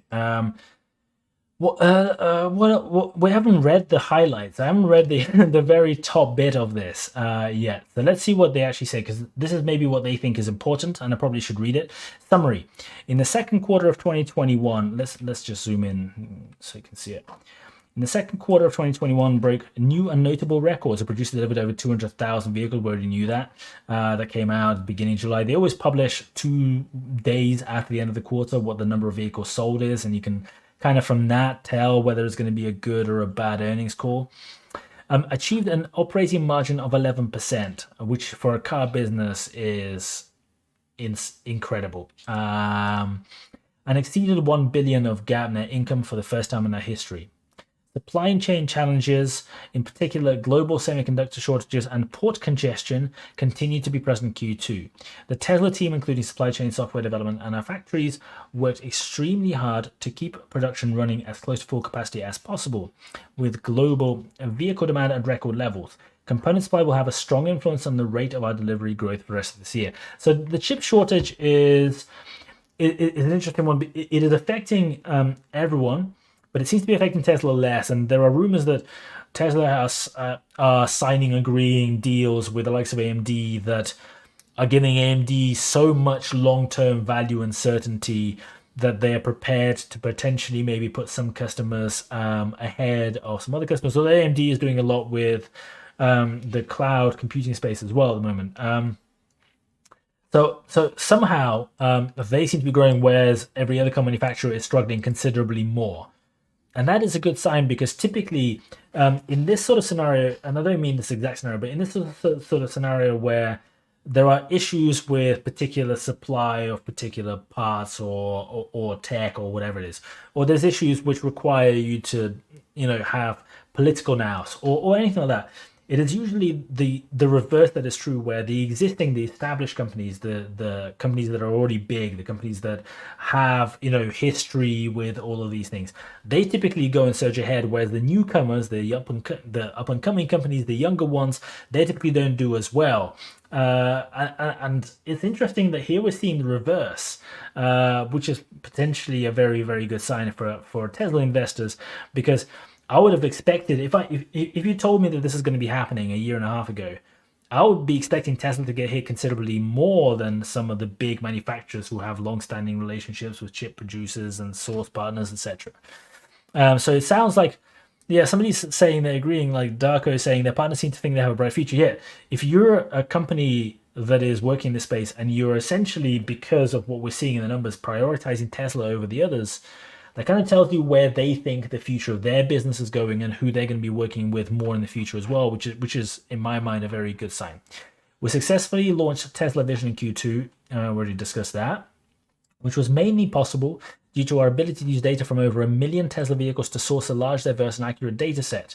Again, completely unique in the industry. Nobody's even close. I mean, Waymo is doing something, but not even like they're doing something with test vehicles, with test drivers and test scenarios. Like this is a completely different beast. They're essentially letting the existing cars that they have on the road supply the data to feed the computer to improve the software, and because they're doing it now at the rate that they're doing, and nobody else is even trying to catch up. This is gonna be good. All right. What else we got? Thank you for the kind words. There's a few people saying nice things. I appreciate it. Thank you so much. Where were we? Solving full autonomy is a difficult engineering challenge in which we continue to believe can only be solved through the collection of large real-world datasets and cutting-edge AI. Great. Public sentiment and support for electric vehicles seems to be at a never-before-seen inflection point. You don't say. When you sold out, they're setting out, and it's interesting because Tesla's quite different to other cars. They don't have like a fixed, robust RRP, which is very common with the other manufacturers. Like the car costs X, and it's just like, oh, like you come to the dealer 4 months later. Tesla's prices do move quite frequently, and they do change. And I'm wondering whether the fact that we're seeing what we're seeing with the demand far outpacing supply at the moment, whether Tesla make use of that to build up a little extra cash, like reinvest in the business to go and pay down some debt by just raising prices because they can, because people will pay, because the demand is like going through the roof so much. Is that going to be a massive improvement for Tesla in Q3 and Q4? Where we're going to be seeing like literally just like that margin growing because they can increase the prices even further? Be seeing. We continue to work hard to drive down costs and increase our rate of production to make electric vehicles accessible. And the next sentence goes completely against what I was just suggesting could actually be the case. So what are the highlights according to them? Oh, thank you very much. I got some beer money. I will need one of those beers. So I really appreciate the $5. Thank you so much. After this is probably going to be my longest live that I've done. I don't do very many of these, as you can tell. All right. Jonathan is saying people forget Tesla car insurance in the future will be very profitable. Tesla by far the safest car on the road. Yes and no. I actually have insurance in my model, and when I was trying to figure out how much I think I'm going to be making on it, it is such a small proportion of my overall numbers towards the end of the 10-year outlook that I thought maybe it would be bigger, but I was just trying to figure out like how much they're going to be making. I just don't see it. I don't see that being a noticeable versus energy and cars and all the related things to do with energy. The separate things with the charging infrastructure, which is going to be a new thing for to talk about when I do the next update, but also on Tesla's valuation, but also on the cars. The self-driving. There's a lot of things that I think we haven't even really touched on, which is will Tesla get to a point where they'll be able to sell the self-driving as a SaaS software. So, like you're one of the other car manufacturers where you have got no data, you have no hope of developing your own, you have debt, you don't have the engineers, you don't have the cash, you are already several years too late. What if Tesla turn around and the stuff that they're selling now to their own customers for $199 or whatever, even if it's the same price, but I imagine it's going to be higher. Let's say they're selling that to all the other car manufacturers, and the margin on that is just pure profit. So it's just software. You install it into the computer that maybe Tesla sell as well. Maybe it all comes as a package, and the car manufacturer just has to have the camera inputs that have to be fixed and plugged into the computer. And bang. We haven't even discussed that as revenue stream, and that is revenue stream where potentially you're talking, thousands of dollars per car of some other manufacturer flowing through as just pure cash into the business. That is going to be really, really interesting. Okay, well, what are they saying in the highlights? We're 10 minutes and 57 seconds from when Elon starts talking, apparently. Hopefully it works. Fingers crossed, because the last 2 times I tried to do this, the sound didn't work. I spent a few hours this morning trying to make sure it did work, and it did this morning. So if it doesn't, I'm going to be unhappy, and you're going to be unhappy, but hopefully you won't. All right, cash. Operating cash flow less capex, 619 million in Q2. Okay, net debt and finance lease repayments of 1.6 billion in Q2. So this is the bit that we picked up on. They paid down a lot of, not a lot, like a very noticeable chunk of debt. Excellent. If given everything else they're doing, they also have the cash flowing in they can just use to pay down debt while they're at it. Next year is looking incredible. In total, $112 million decrease in our cash and cash equivalents Q2 to $16.2 billion. The previous line is sort of explaining that. Profitability, $1.3 billion GAAP operating income, 11% operating margin Q2. We talked about these. $1.1 billion GAAP net income, 1.6 billion non-GAAP net income. So this is a point that divides people on EBITDA, on income, etc. When companies like to talk about a non-GAAP and GAAP, and this is always, well, not always, obviously accounting standards have shifted from IFRS, etc. We're not going to go into that, but companies like to say, well, the GAAP figure is restrictive because it's basically an accounting standards way of reporting numbers. And they're saying, well, they force you to report particular losses when you expect to incur them rather than when you will actually incur them. And there's one-offs that are not really relevant to the health of the business. So they kind of give you the GAAP version of a lot of these numbers, which is almost always, pretty much always at the moment, going to be considerably lower than the non-GAAP. Non-GAAP is like, well, this is our view, which is not according to the accounting standards. But the problem is that each single quarter you go and look at these numbers. I mean, let's look at these numbers over here. Let's look at GAAP versus non-GAAP. Look at this. Each single quarter, the non-GAAP is obviously considerably different to the GAAP, because there's always an excuse, there's always a reason, and Tesla is not unique by any means in doing this. It's like every single company out there. This has become a much worse thing, I think, in the last 5 to 10 years, as accountants, like accounting standards have generally changed in a lot of companies, but also people are just becoming more creative, and every quarter is like, well, this quarter there are things that really should not be accounted for in the way that we're being told, because it's going to come through, but it never does come through, right? It's always they're always telling you that their view is higher. It's not really material to anything, but it's funny. It's funny if you're a geekazoid, maths educated guy who likes finance. Probably not funny to most people, but anyway, it is to me. 28.4% GAAP automotive gross margin. Yeah, this is incredible, because other manufacturers will not break 15. So we're talking like a company that on gross margin is running at 2x, and this is much more of an impact than just 2x, because a lot of the other costs, the costs that don't go into the gross margin, R&D, other stuff, they're like discretionary to a degree. So like they have, like Tesla have considerably more money to play with, to pay down debt, to reinvest in the business, to grow new factories, but also it is a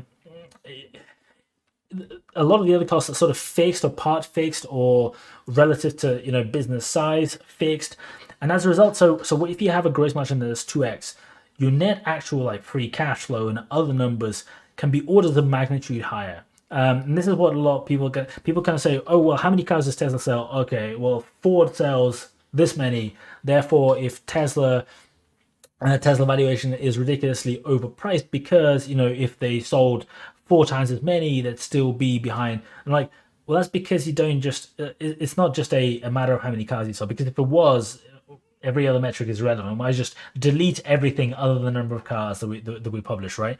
And when people talk about, oh well, how come Tesla producing less cars is valued more? Well, if I can produce less cars, like if I can produce 5 times less cars than somebody, but actually have more cash flowing into my business as a result because I make more per car in cash, well then, yeah, my business should be worth more because I make more money. So there we go. Somebody's asking how much profit is made in selling carbon credits. It dropped considerably, $354 million. It's the lowest it's been for, like, what was it, 2 years? Over 2 years. Q1 2019, I think it was, the last one. So the numbers are excellent and far beyond people's expectations. Without the gross margin, without the credits, is 28%. It is crazy. Right. Operations, a record, what are we, 5 minutes 38. Okay, record vehicle production deliveries in Q2. Yeah, a successful launch of FSD Subscriptions in July. Oh, we haven't talked about that. Starting deliveries new Model S to customers. For anyone who hasn't been paying close attention to Tesla, there are 2 ways that you can buy FSD. One is the outright, which has been the very popular way of collecting a load of money from customers who unfortunately still can't get FSD, even though they've been selling it for ages. And at the moment, the price has been going up. It was like 6,000 and went up. At the moment, it's like $10,000, I think, in order to buy the FSD subscription outright, and that keeps it with the car for lifetime. But they've about a week after they announced the beta version 9, and apparently in a few days we're going to be seeing version 9.1, they announced that you can then go and buy a subscription instead of paying the 10,000. And there are two different things to note with that subscription. It depends on whether you already have what's it called? I'm getting all my names wrong. But if you already have Autopilot versus not, the price is 2x different. So it's either $99 and $199, depending on how you spec the car in the first place, whether you bought kind of part of the tech already. And then the second thing, which is if you own an older vehicle, some of the older cars don't have a computer that is good enough to actually run full self-driving. Then you will have to pay, what's the latest number, $1,000? Somebody will correct me, I'm sure, in the comments, to go and upgrade that computer to a newer version which does run it. All the new cars, I think like since 2019 sometime. Okay. Did you guys just hear that, by the way? Did you guys hear this music? If you have, that's very good news, and that means that things are working. If somebody can just let me know, because then we can actually listen to this thing. Okay, I'm going to pause it now. Perfect. It's working. This is the third time I'm trying to do this, and it's the first time it's working. That is excellent. Perfect. All right. One sec. Let me just. Okay. So this is really, really exciting for me for reasons that I think are different to everybody else. Everybody else is just very excited. Should we just turn it on and just turn the volume down so that we don't miss it? We don't want to miss it. All right, there we go. So everyone's excited because, you know, it means that Tesla's going to be earning more revenue from their customers, and people who maybe don't want to buy for 10,000 will be able to buy this. Downside is obviously if you buy a subscription, you don't get the 10,000 in cash up front, and you have to wait for that money to roll in. It probably nets roughly the same. Maybe you get a little bit more from the subscriptions. But to me, the beauty of this is if they build out the business model and they make it really workable, and then other car manufacturers get to a point where they're actually making electric vehicles and they don't have the capacity. Imagine turning on this as a service feature. You know, you don't have to sell the car, you don't have to make the car, you don't have to service the car, you don't have to do anything. You just sell $200 a month subscriptions to people who own any other car.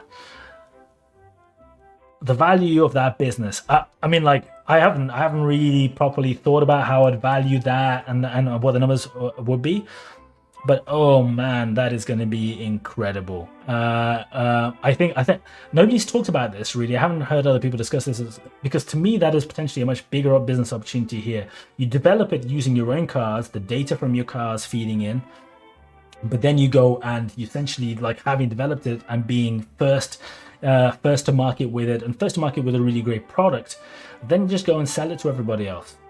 Yeah, it's incredible, right? $200 a month sounds incredibly expensive until you realize that for that, you potentially, like, if you're a regular user, you might be able to get, I don't know, a few days of time.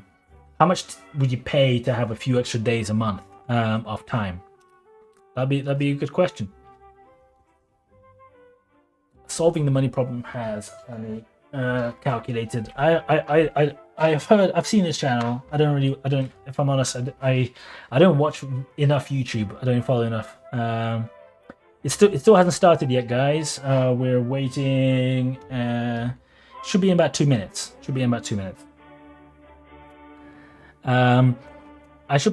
I'll be talking about what my view is on that soon, because the energy business is my number one exciting thing. The FSD subscription is my number two, and I don't care about robotaxis or whatever. Maybe they'll happen, maybe it won't happen. I think whichever way they happen, Tesla don't even need to operate. If they can sell the software that other people then operate for their other business, and every month just essentially get $200 in software before any other potential for robotaxis, that's going to be good enough for me at the $650 share price at the moment, because of the value of that cash flow. everything else, like we'll find out later. We'll find out what Elon says about this, because I'll be curious to see what he says about how he words the FSD subscription, and if he kind of hints at it potentially going outside Tesla or not.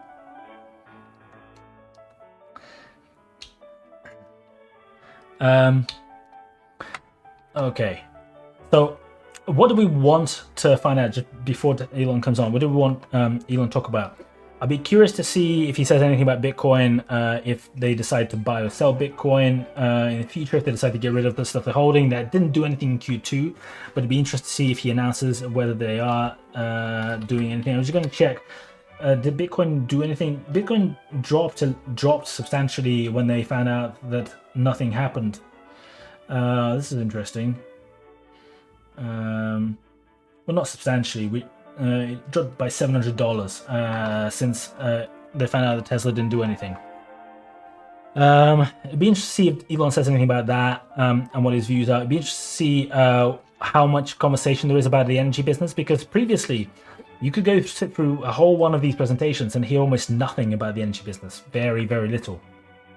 But now that we're pushing towards something where, like, you got to remember, like, so this is $800 million worth in 1 quarter in revenue. Let's go and look at Q2 2020, and let's look at revenues. Where is it? This is not car numbers. We don't want car numbers. Like, we're talking something that a year ago, 2 years ago would be quite substantial. We're talking automated revenues, $5 billion. Oh, here we go. Today's conference is scheduled to begin shortly. Please continue to stand by. Thank you for your patience. We will continue to stand by. All right, let's turn it down. Oh, thank you very much. €4. That's another beer. Thank you so much. I'm going to be so drunk at the end of this today. Really, really appreciate it. It's very kind. Thank you. I hope you announced that you can mine crypto with Tesla. I think it'd be interesting also if electric cars, and well, in general, but if Tesla decided to go and move towards using cars as a sort of a Powerwall replacement proper in the future. And I know that there are sort of workarounds, and Lucid is saying they're going to be actually doing that as a product, because the impact of that in terms of, making the world more green is something that people, I think, underestimate considerably. Because if we're talking about wind,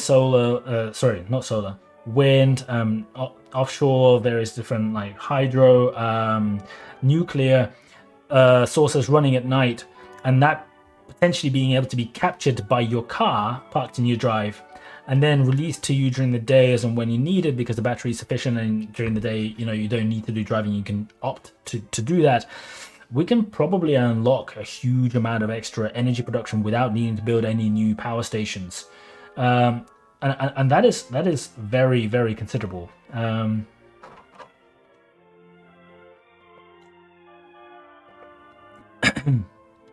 People are talking about Bitcoin. Amazon apparently maybe going to be accepting it. There's rumors, I've heard them. The issue with these EV data is a privilege. Is saying the issue with these EV makers, most states will tax the owner because of not being able to get gas tax, I guess, towards highways.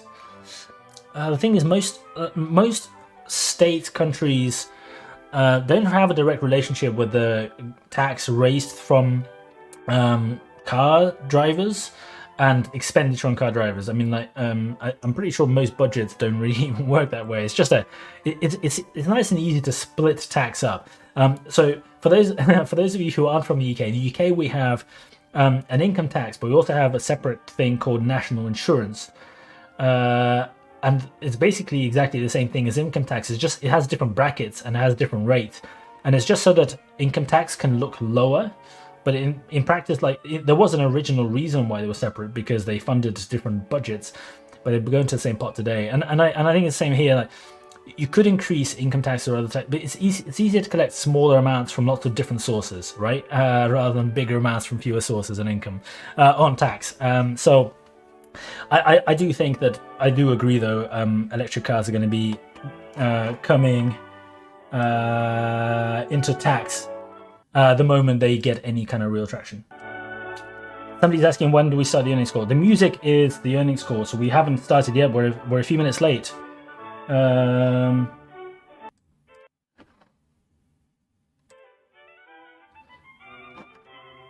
Yeah, I'm just going to refresh this, see if no, still got music. I'm probably going to get copyright strike because I'm playing this music, by the way. Oh dear. Oh, I didn't think about that. When I was practicing with some music, oh man, I didn't think about that. So apologies. I'm not gonna earn any money from this video now. Oh no.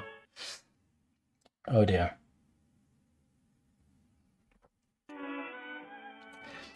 Believe it or not, this classical music, the people who actually play it have copyrights on it, and then what they do is, I was practicing with an older version of one of these quarterly things.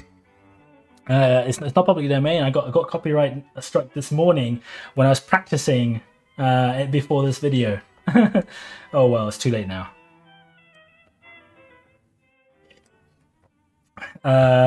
Maybe me talking over it will help. Probably not though. Probably not in any way whatsoever. I should have some setup where I can hear the music but not play it before it's ready. Anyway, what else do we want to see Elon talk about? Why am I on the old on the old one? 300. Okay. You should see whether paying down debt is going to be something. Wow, I've got 19. What is that? Danish kroner?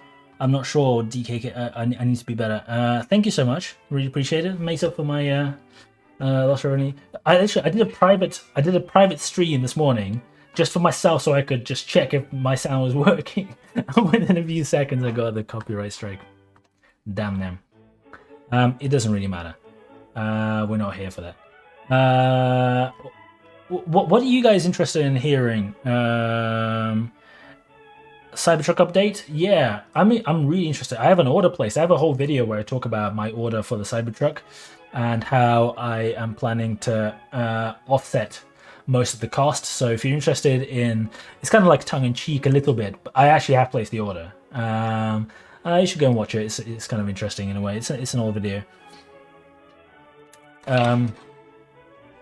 So I'm also interested to see whether Elon begins talking about any other factories at any point, because the mooting for the Berlin and the Texas factory came quite a long time before it was confirmed, and there was stuff said on calls before, which kind of led people to believe that they're on the way, they're coming. Because we're now at a place where in 2 quarters, potentially those factories are up and running, operational. They're clearly having a load of extra cash. They just paid over $1 billion worth of debt. If they have the cash to begin building out new factories, and obviously they're bringing in a lot of new people, because it's not just money. You need the people, you need the resources, you need the headspace and the time. But if these are sort of now beginning to enter a phase where potentially they're going to be, concluding the build and being operational, how soon until Elon begins building out the next one? Because if the demand is there, if the cash is there, if the know-how and being ahead of the pack still there, maybe that's going to be faster than some people think, because maybe we're going to be in Q4 this year, Q1 next year, announcing what the new factory or factories are going to be, and then we'll see some start next summer. We shall see. Thank you for standing by. Welcome to the Tesla second quarter Here we go. 2021 financial results and Q&A webcast. At this time, all participants are in a listen-only mode. After the speaker's presentation, there will be a question and answer session. To ask a question during the session, you will need to press star 1 on your telephone. Please be advised that today's conference is being recorded. If you require any further assistance, please press star 0. I would now like to hand the conference over to your speaker today, Martin Viecha, Senior Director of Investor Relations. Please go ahead. Thank you and good afternoon, everyone. Welcome to Tesla's second quarter 2021 Q&A webcast. I'm joined today by Elon Musk, Zachary Kirkhorn, and a number of other executives. Our Q2 results were announced at about 1 p.m. Pacific time in the update deck we published at the same link as this webcast. During this call, we will discuss our business outlook and make forward-looking statements. These comments are based on our predictions and expectations as of today. Actual events and results could differ materially due to a number of risks and uncertainties, including those mentioned in our most recent filings with the SEC. During the question and answer portion of today's call, please limit yourself to 1 question and 1 follow-up. Please press star 1 now if you would like to join the question queue. But before we jump into Q&A, Elon has some opening remarks. Elon? Sure. So to recap, Q2 2021 was a record quarter on many levels. We achieved record production, deliveries, and surpassed over net for the first time in Tesla history. I'd really like to congratulate everyone at Tesla for an amazing job. This is really an incredible milestone. It also seems that public sentiment towards EVs is at an inflection point. And at this point, I think that electric vehicles are the only way forward. Regarding supply chain, while we're making cars at full speed, the global chip shortage situation remains quite serious. For the rest of this year, our growth rate will be determined by the slowest part in our supply chain, which is there are a wide range of chips that are at various times the slowest part in the supply chain. I mean, it's worth noting that if we had everything else, if we had vast numbers of vehicles and cells, we would not be able to make them. If everything except the chips, we wouldn't be able to make them. The chip supply is fundamentally the governing factor on our output. It is difficult for us to say how long this will last because we don't have. This is out of our control essentially. It does seem like it's getting better, but it's hard to predict. In fact, even achieving the output that we did achieve was only due to an immense effort from people within Tesla. We were able to substitute alternative chips and then write the firmware in a matter of weeks. It's not just a matter of swapping out a chip. You also have to rewrite the software. So it was an incredibly intense effort of finding new chips, writing new firmware, integrating with the vehicle, and testing in order to maintain production. And I'd also like to thank our suppliers who work with us. There've been many calls, midnight, 1 a.m., just with suppliers in resolving a lot of the shortages. So thanks very much to our suppliers. Let's see, in terms of Fsd subscription, we were able to launch full self-driving subscription last month, and we expect it to build slowly but then gather a lot of momentum over time. Obviously, we need to have the full self-driving build widely available for it really to take off at a high rate, and we're making a lot of progress there.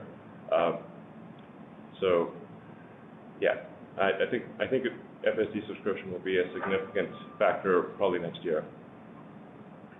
With regard to Giga Texas and Giga Berlin, we're actually doing this earnings call from Giga Texas, so we're in the factory right now doing this earnings call. This is big. The team's made incredible progress here. You can see the pictures online, and see that there's basically nothing a year ago, and there's mostly. Ooh, lost it. Lost the signal for some reason. Let's go. And then also great work in Berlin, or Brandenburg. Sorry about that. With the team there. So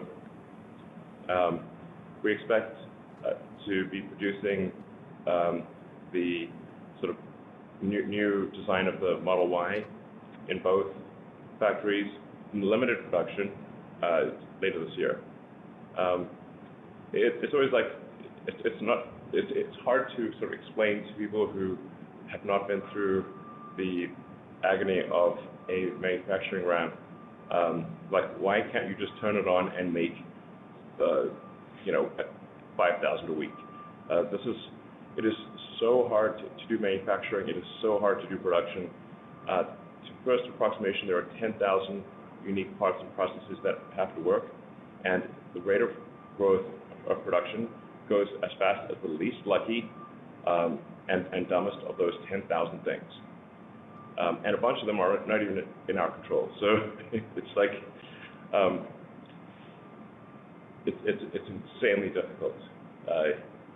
I'm fond of saying that prototypes are easy and production is hard. And arguably, the really remarkable thing that Tesla has done is not to make an electric car or to be a car startup, because there have been hundreds of car startups in the United States and outside the United States. So the thing that's remarkable is that Tesla didn't go bankrupt in reaching volume production.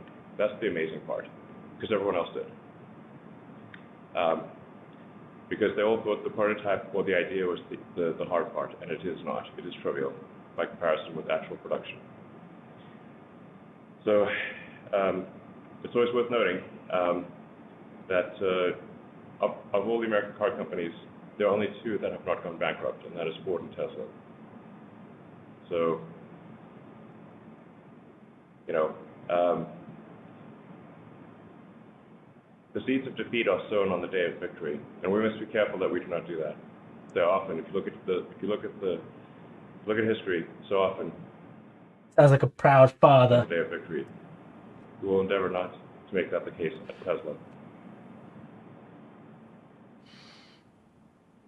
So let's see. The Model Ys in Texas and made in Texas and Berlin will look very much like the Model Ys we currently make, but there are substantial improvements in the difficulty of manufacturing. So, for example, the Model Y made here and in Berlin will have a cast front body and a cast rear body, whereas the one in California has a cast rear body but not a cast front body. We're also aiming to do a structural pack with 4680s cells, which is a mass reduction and a cost reduction. And, that's what we're waiting for. But we're not counting on that as the only way to make things work. We have sort of a backup plan with a non-structural pack and 2170s essentially. So, but at scale production, we obviously want to be using 4680s and structural pack. From a physics standpoint, this is the best architecture, and from an economic standpoint, it is the lowest cost way to go. So the lightest, lowest cost.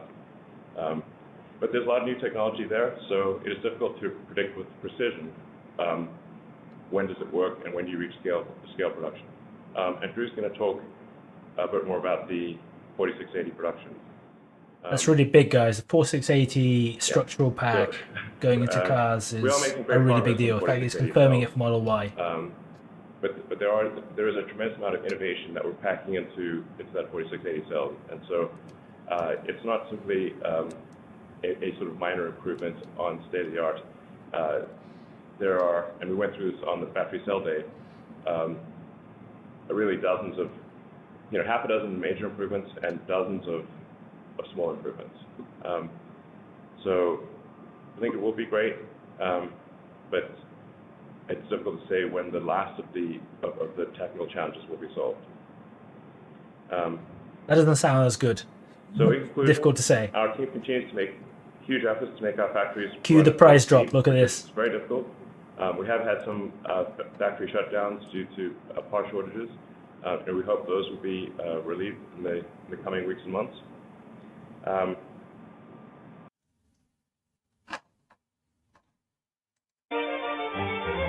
Whoa, what happened there?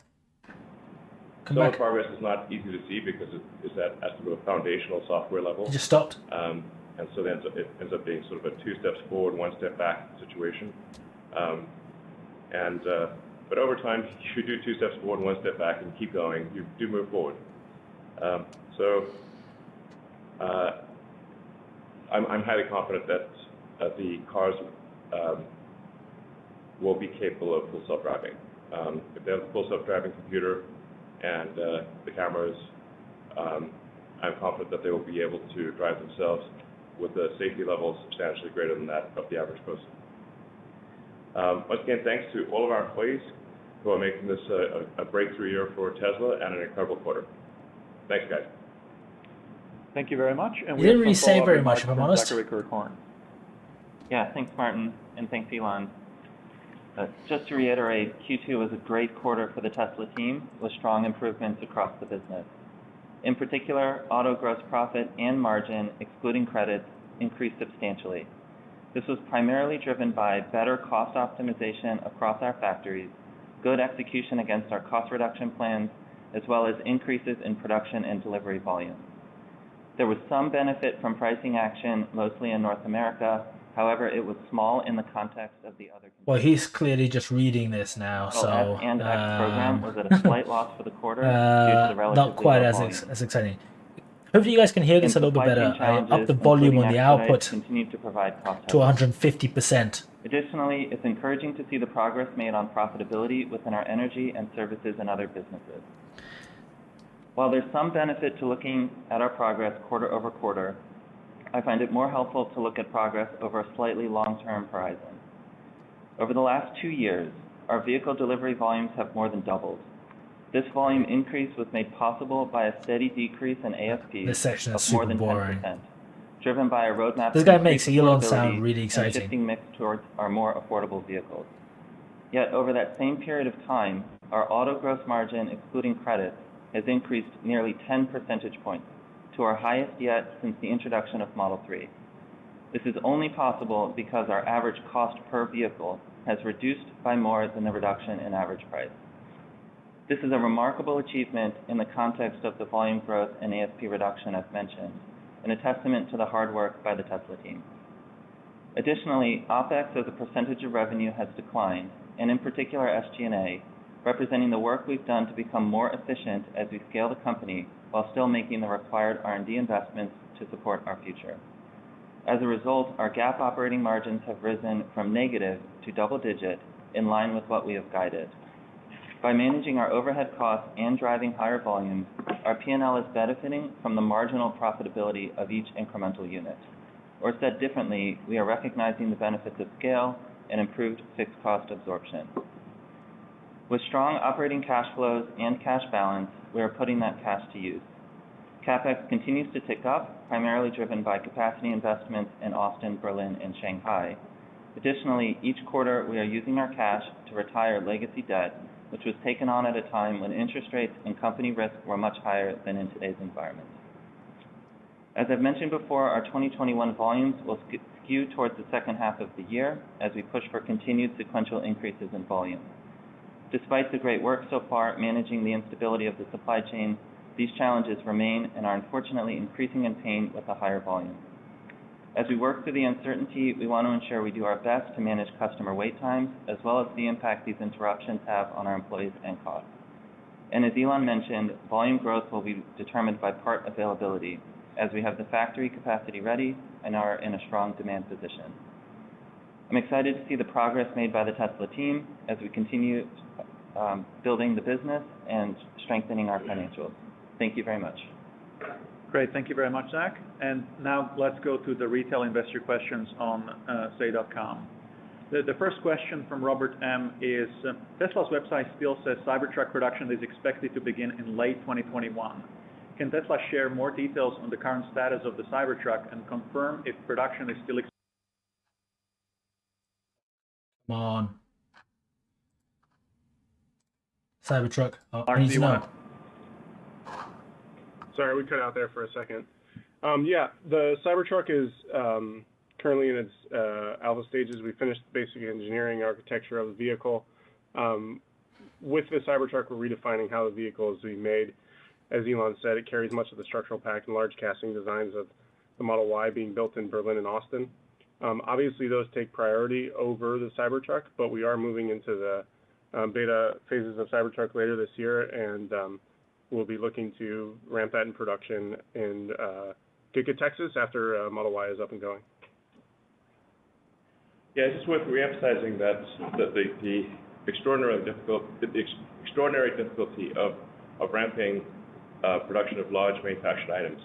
At the risk of being repetitive, it's actually easy to make prototypes or sort of handle small volume production, but anything produced at high volume, which is really what's relevant here, is it's going to move as fast as the slowest of the, say, rough order of magnitude, 10,000 unique parts and processes. And so you could have 9,999, but just one is missing. I mean, we were missing, for example, like a big struggle this quarter was the module that controls the airbags and the seat belts. And obviously you cannot ship a car without those. And that limited our production severely worldwide, in Shanghai and in Fremont. So it like wouldn't have mattered if we had like 17 different car models, because they all need the airbag module. So it's just irrelevant. So in order for Cybertruck and Semi to scale to volume that's meaningful for customer deliveries, we've got to solve the chip shortage, or working with our suppliers. People sometimes say, why don't you just build a chip fab? Okay, that would take us, even moving like lightning, 12 to 18 months. So it's not like you can just whip up a chip fab. It's just like, yeah, I'll just make a quick chip fab. But is he thinking about it? So, some of these things are, anyway, it is quite a trial dealing with all of the constraints of scaling a large manufactured object. I think it may be the case that Tesla is scaling, I think we might be the fastest in history ever for scaling a large manufactured object. I think maybe the Model T would have been comparable back in the day, the Ford Model T. And probably the internet knows the answer, but I think we Nothing like a quick pass on the back for yourself, right? The fastest rate in history, or I'd like to know who did it faster, so we can learn from them. So it's worth just noting that, in the grand scheme of things, it's not bad. So the Cybertruck and Semi actually both are heavy users of cell capacity. So we've got to make sure we have the cell capacity for those two vehicles, or it's kind of pointless. We can make a small number of vehicles, but the effective cost if you make a small number of vehicles is insane. Like they would literally cost $1 million a piece or more.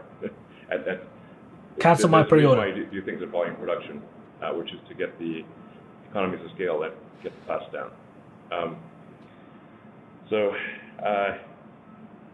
But we are looking at a pretty massive increase in cell availability next year. But it's not like in January 1. It comes through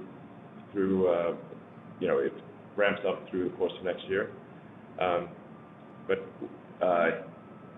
even without Tesla's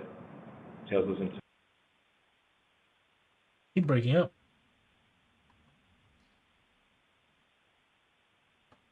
What? Back. Hello? Okay. Even without Tesla cell production, we believe our suppliers will be able to deliver about twice as much cell output in next year as this year. Drew, do you want to talk more about that? Yeah. Given concerns over cells bottlenecking growth, our target is to grow cell supply ahead of the 50% year-on-year growth targets of the vehicle business, and also enable increased energy storage deployments. Yeah. Our cell suppliers are trying. So he's indirectly confirming they're wanting to run at 100% growth for this year and next year. It's worth noting, like, if you have a target of a certain number, that doesn't mean it happens like as sure as night follows day. It's a target. So if there is some calamity in the world that interrupts the supply chain, then it will be less. But the contracts that we have with cell suppliers call for roughly a doubling of cell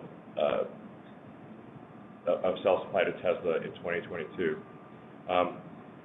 And we have to juggle these exponential, it's a whole bunch of exponential graphs sort of. What's going on?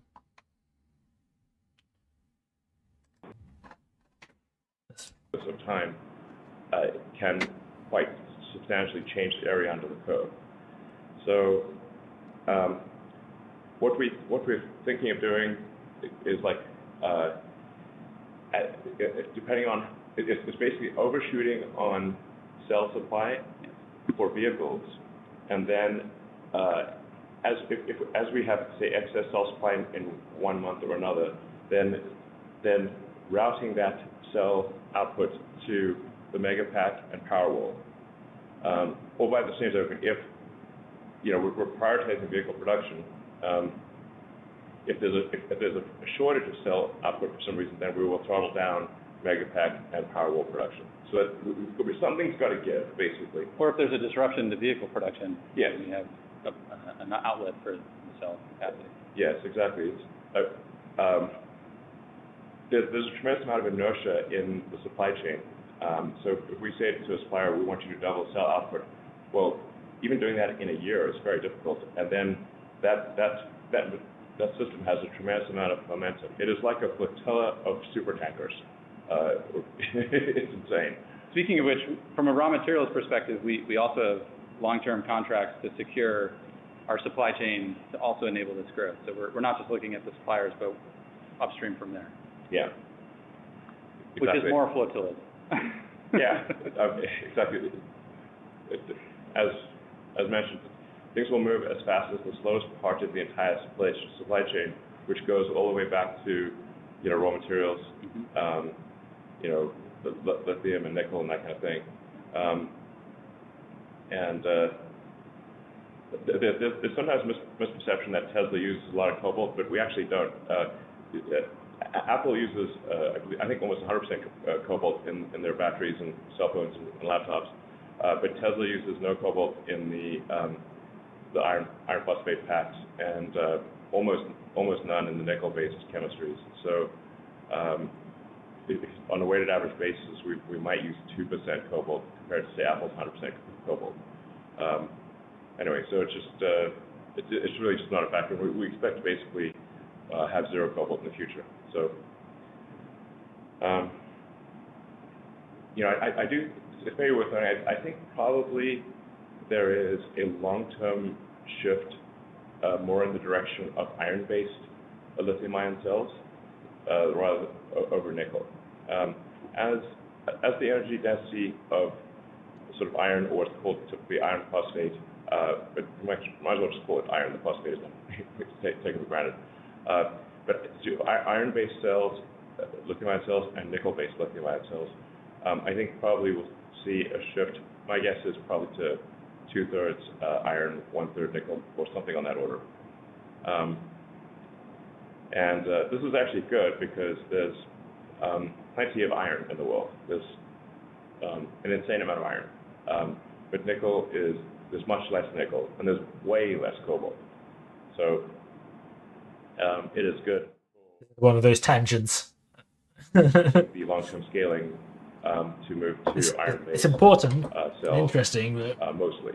And I think long-term, possibly there's a good chance that all stationary storage, that is Powerwall and Megapack, moves to iron. This is most likely the case, since you do not need to transport it, and there's less of volume and mass constraint for stationary storage. So then nickel would be for really for long-range road transports, ships and aircraft and that kind of thing. Thank you. I think this question was answering the Cybertruck question. Elon has said that Tesla will be opening up the Supercharger network to other EVs later this year. Can you share some more details on how this will be structured? Yes, please. Will this be a select brands, or will they contribute to the growth of this network? Yeah, we're currently thinking it's a real simple thing where you just download the Tesla app and you go to a Supercharger and you just indicate which stall you're in. So you plug in your car, even if it's not a Tesla, and then you just access the app and say, turn on the stall that I'm in for how much electricity. And this should basically work with, I think,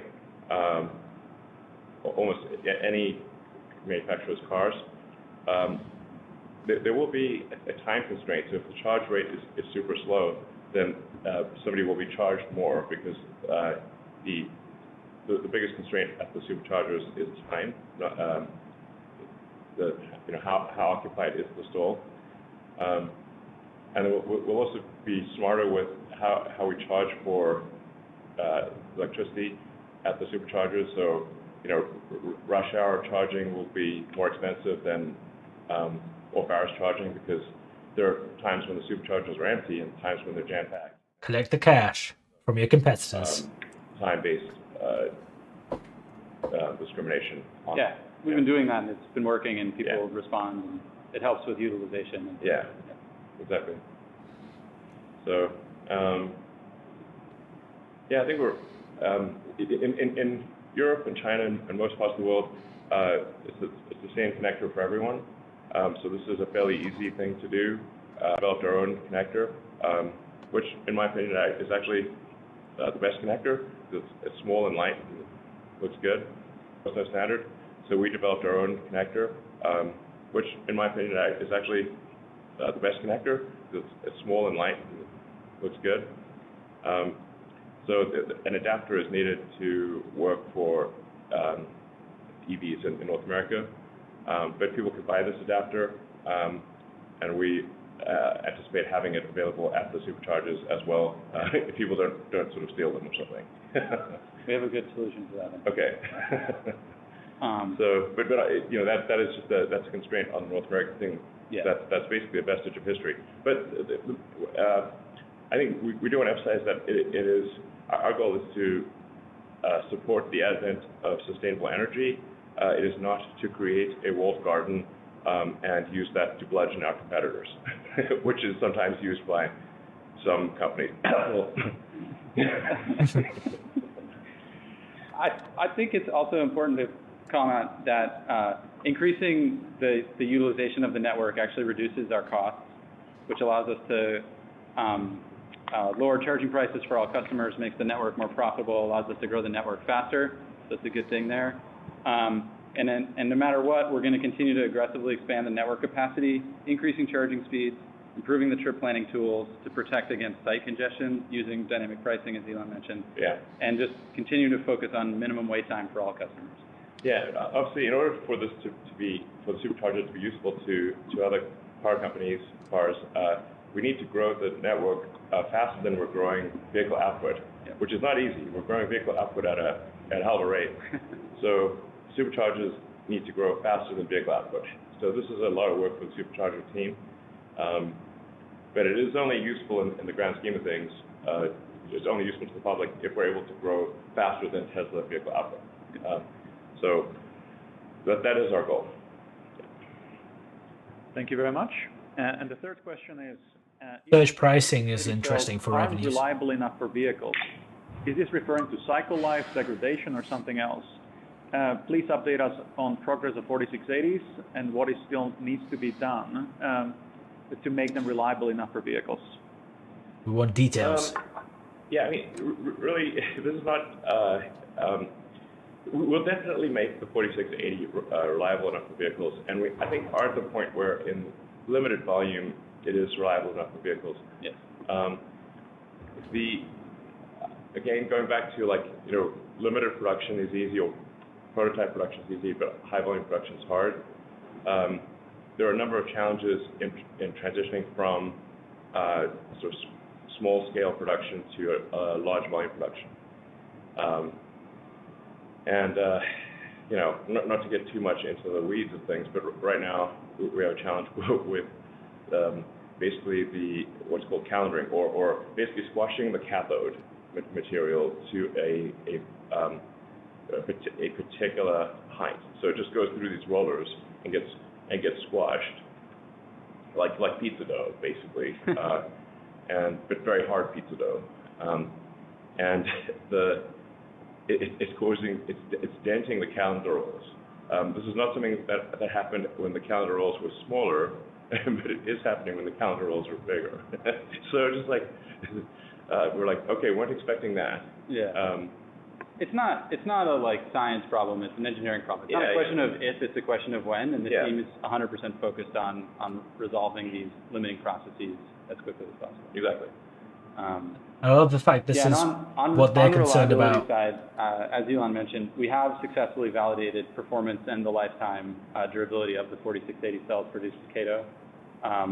And we're continuing ongoing verification of that reliability. We're actually accruing over 1 million equivalent miles on our cells that we produce every month in our testing activities. As you know, the focus on that is very clear. We want high quality cells for all of our customers. And yeah, we're just focused on the unlucky limiting steps in the facility, and with the engineers focused on those few steps remaining, we're going to break through as fast as possible.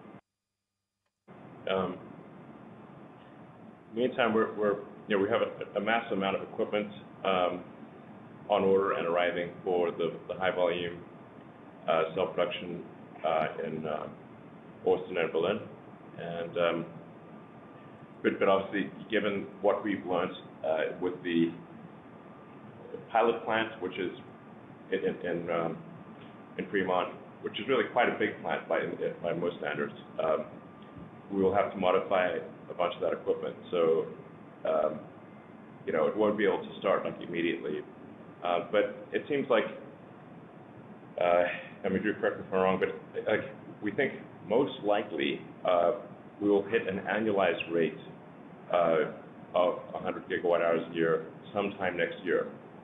We'll have all the equipment installed to accomplish 100 gigawatt hours, and it's possible that by the end of the year we will be at an annualized rate of 100 gigawatt hours by the end of the year. Holy. Did they just say that they're going to be running on an annualized 100 gigawatt hours rate? Of reaching 100 gigawatt hours a year by the end of next year on an annualized rate, something like that. Yep. But it could shift by a little bit. So but it's like nothing, as Drew mentioned, it's nothing fundamental. No. Just a lot of work. Yeah, and even to the large roller question, Elon, right? Like on the anode side, the large rollers work great, no concerns, and so we're just learning as we go. And the nice thing about having that facility, on the fast track like we had it, and we talked about it at Battery Day, was really de-risking the big factories here.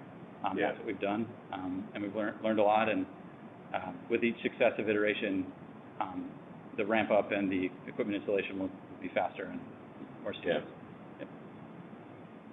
All right. Thank you very much. And the last question from retail is from Emmett. Can Elon do an interview with one of our YouTube channels once or twice a year? I would nominate David Lee on Investing or Rod Maurer's Tesla Daily channels as first possible candidates.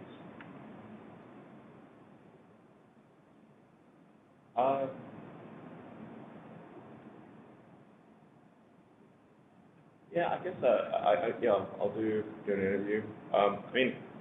Just bear in mind, like, if I'm doing interviews, then I can't do actual other work, so... Great answer. Everyone would love to talk to you. So, but yeah, I'll do it once. No, I won't do it annually, but I'll do it once. I think also, like, this is the... I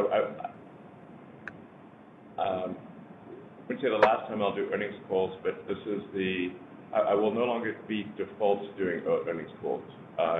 So I'll do the annual shareholder meeting, that I think going forward I will most likely not be on earnings calls unless there's something really important that...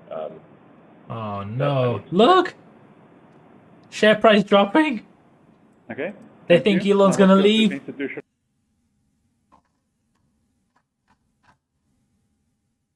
Oh, come back. Of Berlin and Austin, Model Y, Cybertruck, and the Semi. Do you expect the ramp of Cybertruck to be as difficult as it is a new process?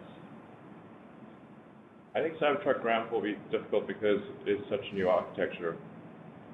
It's going to be a great product. It might, I think, be our best product ever. But there's a lot of fundamentally new design ideas in Cybertruck. Nobody's ever really made a car like this before, a vehicle like this before. So there'll probably be challenges because there's so much unexplored territory. Thank you. I think question 2 and question 3 we can skip, given we have already addressed it. I'll go to question 4. in 5 years' time, how much faster, better could you be at manufacturing capacity expansion using cut and paste? And what are the biggest issues you need to solve to get to that rate? Well, like I said, I think we might be the fastest growing company in history for any large manufactured item. So those who have not actually been involved in a manufacturing ramp have just no idea how painful and difficult it is. It's like, you know, you got to eat a lot of glass, and for our manufacturing ramp, it's hard. Yeah, I mean, I think, you know, if you look at the expansion we've done in Shanghai, you know, that factory was built in less than a year and ramped in, you know, 5 to 6 months to full volume. When you consider longer than that. Took longer than that, about a year. And when you consider cut and paste, we've repeated that, you know, in Fremont and whatever. But now with Berlin and Austin, we have new factories and new designs, and so there's always challenges, as you said, Elon, with new designs and ramping that. But I think having teams in 3 locations or 3 continents will definitely expand our ability and our capacity to, you know, grow more lines rather than just having the one factory in Fremont that we had, you know, a year and a half ago. Yeah. So, I mean, for Shanghai, it was incredible that the team built the factory in 11 months, but it took longer than building the factory. It took longer than that to actually reach volume production, high volume production. So it took about a year. When you put a factory in a new geography, in order for that factory to be efficient, you have to localize the supply chain. So there's no such thing as cut and paste. It does not exist. And that, you know, it would obviously be insane to do vehicle production in Europe but send vast numbers of parts from North America. That would be that would make the, you know, producing in Europe, for example, just crazy.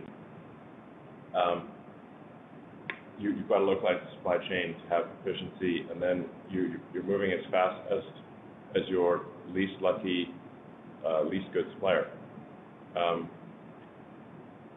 Yeah, it's only the supply chains where you go, like, you know, 3 or 4 layers deep. It's frankly, I feel at times that we are inheriting all force majeure of Earth.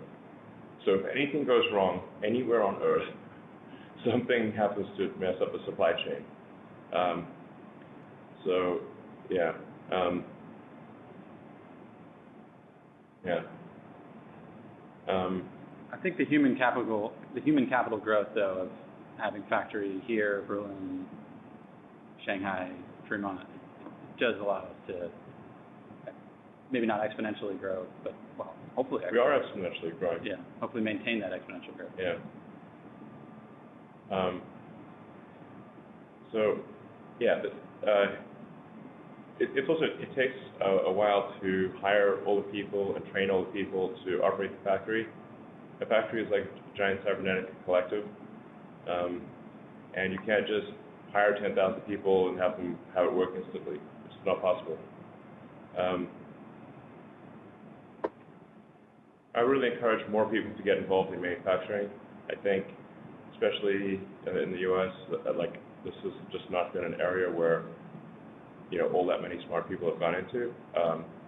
I think the U.S. has an over-allocation of talent in finance and law. It's both a criticism and a compliment. I'm not saying we shouldn't have people in finance and law. I'm just saying maybe we have too many smart people in those arenas. Maybe.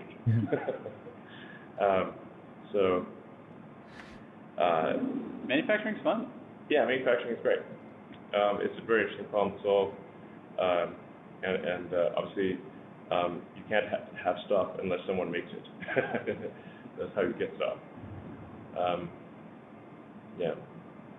Okay, thank you very much. And let's go to the last investor question. Does Tesla plan to offer more services beyond FSD or high-speed connectivity as part of its subscription bundle going forward?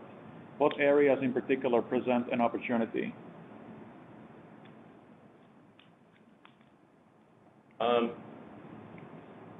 Yeah, we don't have a lot of ideas on this. Obviously, an interesting question there. But look at these numbers.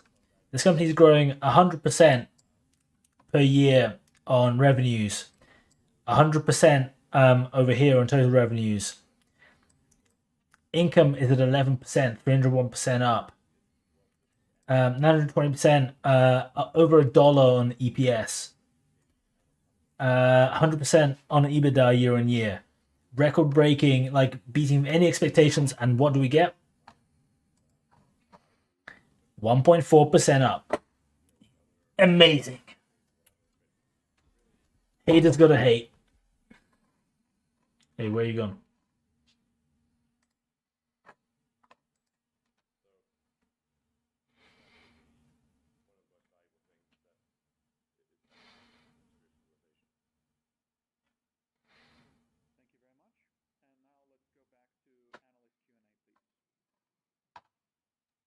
you. As a reminder, to ask a question, you will need to press star 1 on your telephone. To withdraw your question, press the pound key. In the interest of time, we ask that you please limit yourself to 1 question and 1 follow-up. Our first question comes from Colin Rusch with Oppenheimer. Your line is open. Thanks so much, guys. Can you speak to the attach rates for FSD so far and what you're targeting in terms of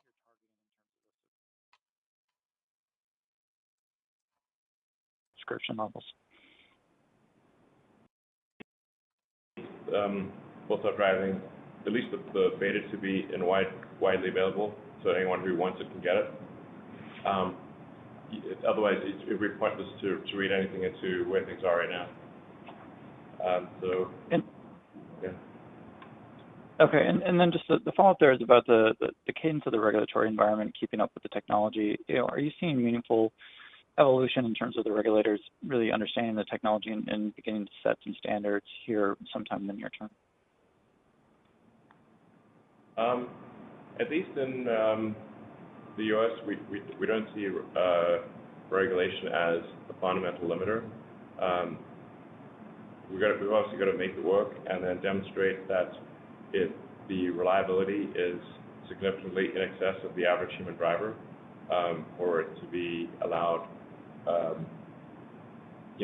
people to be able to use it without paying attention to the road.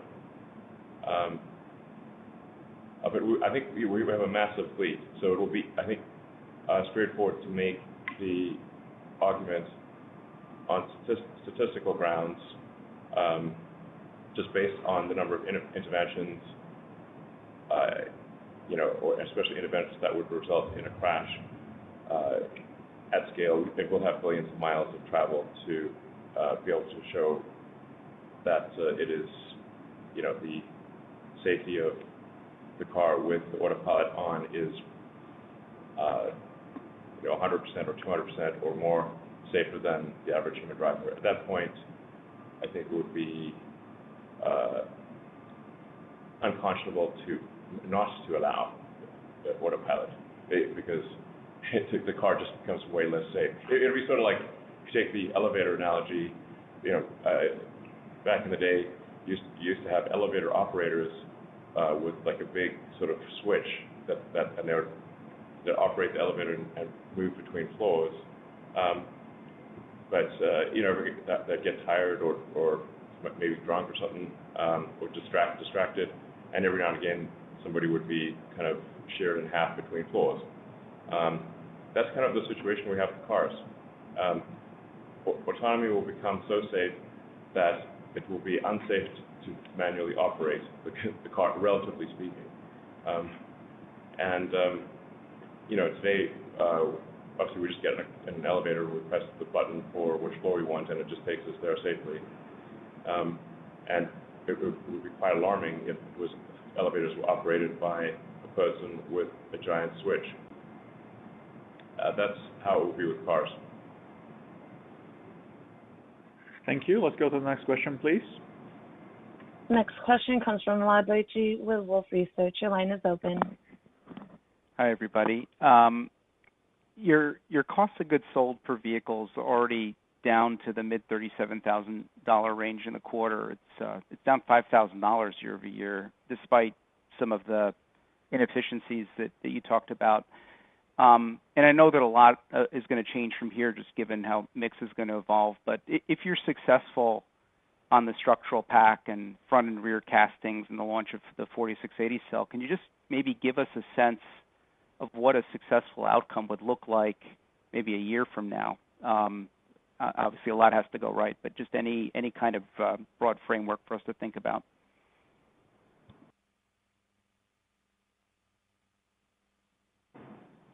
What's happening? Yeah, it's really difficult for us to make specific predictions. It's very difficult. I think we feel confident of say at least at 50% growth year over year next year, and maybe it's 100%, but that's. Is Elon in the bathroom? You need a lot of crystal balls to figure out exactly what it's going to be, and it is literally impossible to make a specific prediction. But at least 50, maybe 100, something like that. Okay. And maybe just separately from this, can you just clarify what the status is of some of the advances in battery manufacturing, things like dry cathode mixing that you talked about on Battery Day? What's the timeline? How are those evolving? Yeah, we commented on it today already, actually. But in the facility at Cato, over 90% of the processes have demonstrated rate there, but we are limited by the unlucky few that have not, and that's what we're working on. One of them that Elon mentioned was running the full-scale cathode calendar. We're working through some improvements that we need to make to that equipment and to the actual raw material itself to not have those limitations. But again, it's an engineering problem. It's not a question of if, it's a question of when. On the mixing side, we haven't actually really had any challenges specific to your question. And fundamentally, we're still happy with the dry process direction in terms of the factory footprint, complexity, utility consumption, space, and overall complexity simplification. That wasn't a very good question. Yeah. And the cost associated with everything that I just mentioned. Yeah. And we don't have overemphasize dry cathode. I mean, it is a, I don't know, maybe it's like 10 or 15% of the cost improvement or something like that. I don't know, 20% maybe over wet. Oh, yeah, 10. 10. Closer to 10. Yeah. So it's like just like people don't think like this is like the Messiah or something. Wet versus dry reduces. Dry is like 10% less cost than wet. So it's not, not 10%. Still nothing to sneeze at, especially if you're making, hundreds of gigawatt hours a year. But it's not the Messiah, basically. Yeah. Thank you very much. We can go to the next question, please. Next question comes from Pierre Ferragu with New Street Research. Your line is open. Hey, thanks. Thanks very much for taking my question. I have another question actually on batteries, but on a slightly different angle. I was wondering how you're looking at your sourcing strategy for the 4680. You've talked a lot about all the work you're doing to develop your in-house production. But what about asking other battery manufacturers to do 4680 cells with their own technology, maybe less innovation than what you guys are lining up internally? And I was wondering if the first 4680 cells that we'll see on the road will definitely come from Tesla's own manufacturing lines, or whether they could be coming actually from outside suppliers as well.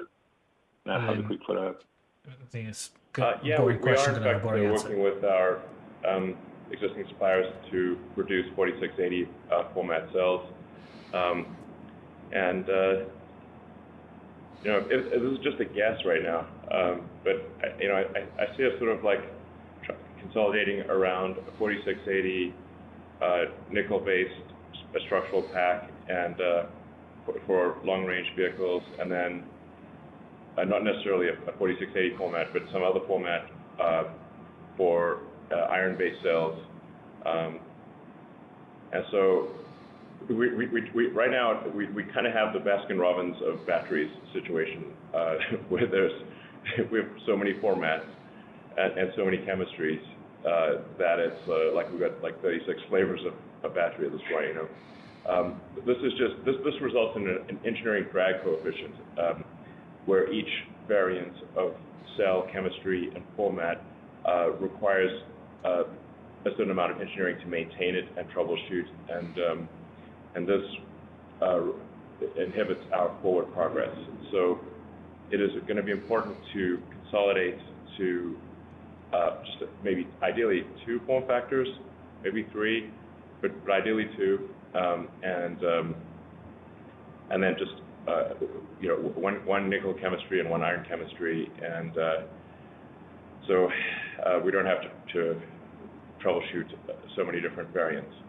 Yeah, and towards that end, we are engaging with the suppliers that we've had good partnerships with on 4680 designs to enable that simplification, and so far so good.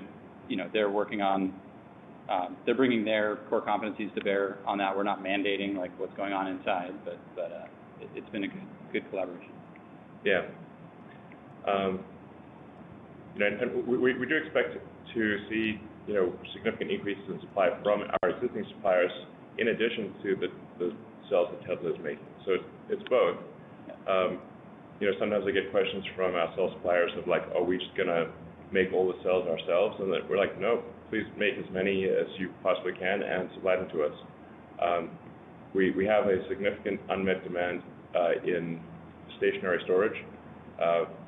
Megapack is basically sold out through the end of next year, I believe. Yeah. We have a massive backlog in Powerwall demand. The demand of Powerwall versus production is through the end of next year. Now, part of that problem is also the semiconductor issue. So we use a lot of the same chips in the Powerwall as we do in the car. So it's like, which one do you want to make, cars or Powerwalls? So we need to make cars, so therefore Powerwall production has been reduced. But as that semiconductor shortage is alleviated, then we can massively ramp up Powerwall production. I think we have a chance of hitting an annualized rate of 1 million units of Powerwall next year, maybe, sort of on the order of 20,000 a week. But again, dependent on cell supply and semiconductors. But in terms of demand, I think there's probably demand for in excess of 1 million Powerwalls per year, and just a vast amount of megapacks for utilities. As the world transitions to a sustainable energy production, solar and wind are intermittent, and by their nature really need battery packs in order to provide a steady flow of electricity. And when you look at all the utilities in the world, this is a vast amount of batteries that are needed. That's why long term we really think sort of combined Tesla and suppliers need to produce at least 1,000 gigawatt hours a year, and maybe 2,000 gigawatt hours a year. Wow. Okay, great, thank you. And I have a quick question. I know, Elon, you don't think it's meaningful today, but I'd be curious to know, if you have any stats about when you announced a new pricing on a FSD moving from 10 grand up front to 199 without the lock-in. I'd be curious to understand, how it affected behavior, and if you saw like a massive uptake in the service. And I'm not thinking about people looking at it as an FSD, but more, to try the most advanced version of Autopilot and to try it. So in the first days you've announced the pricing, have you seen like a very significant spike in the take rate? And can you give us a sense of how big it was?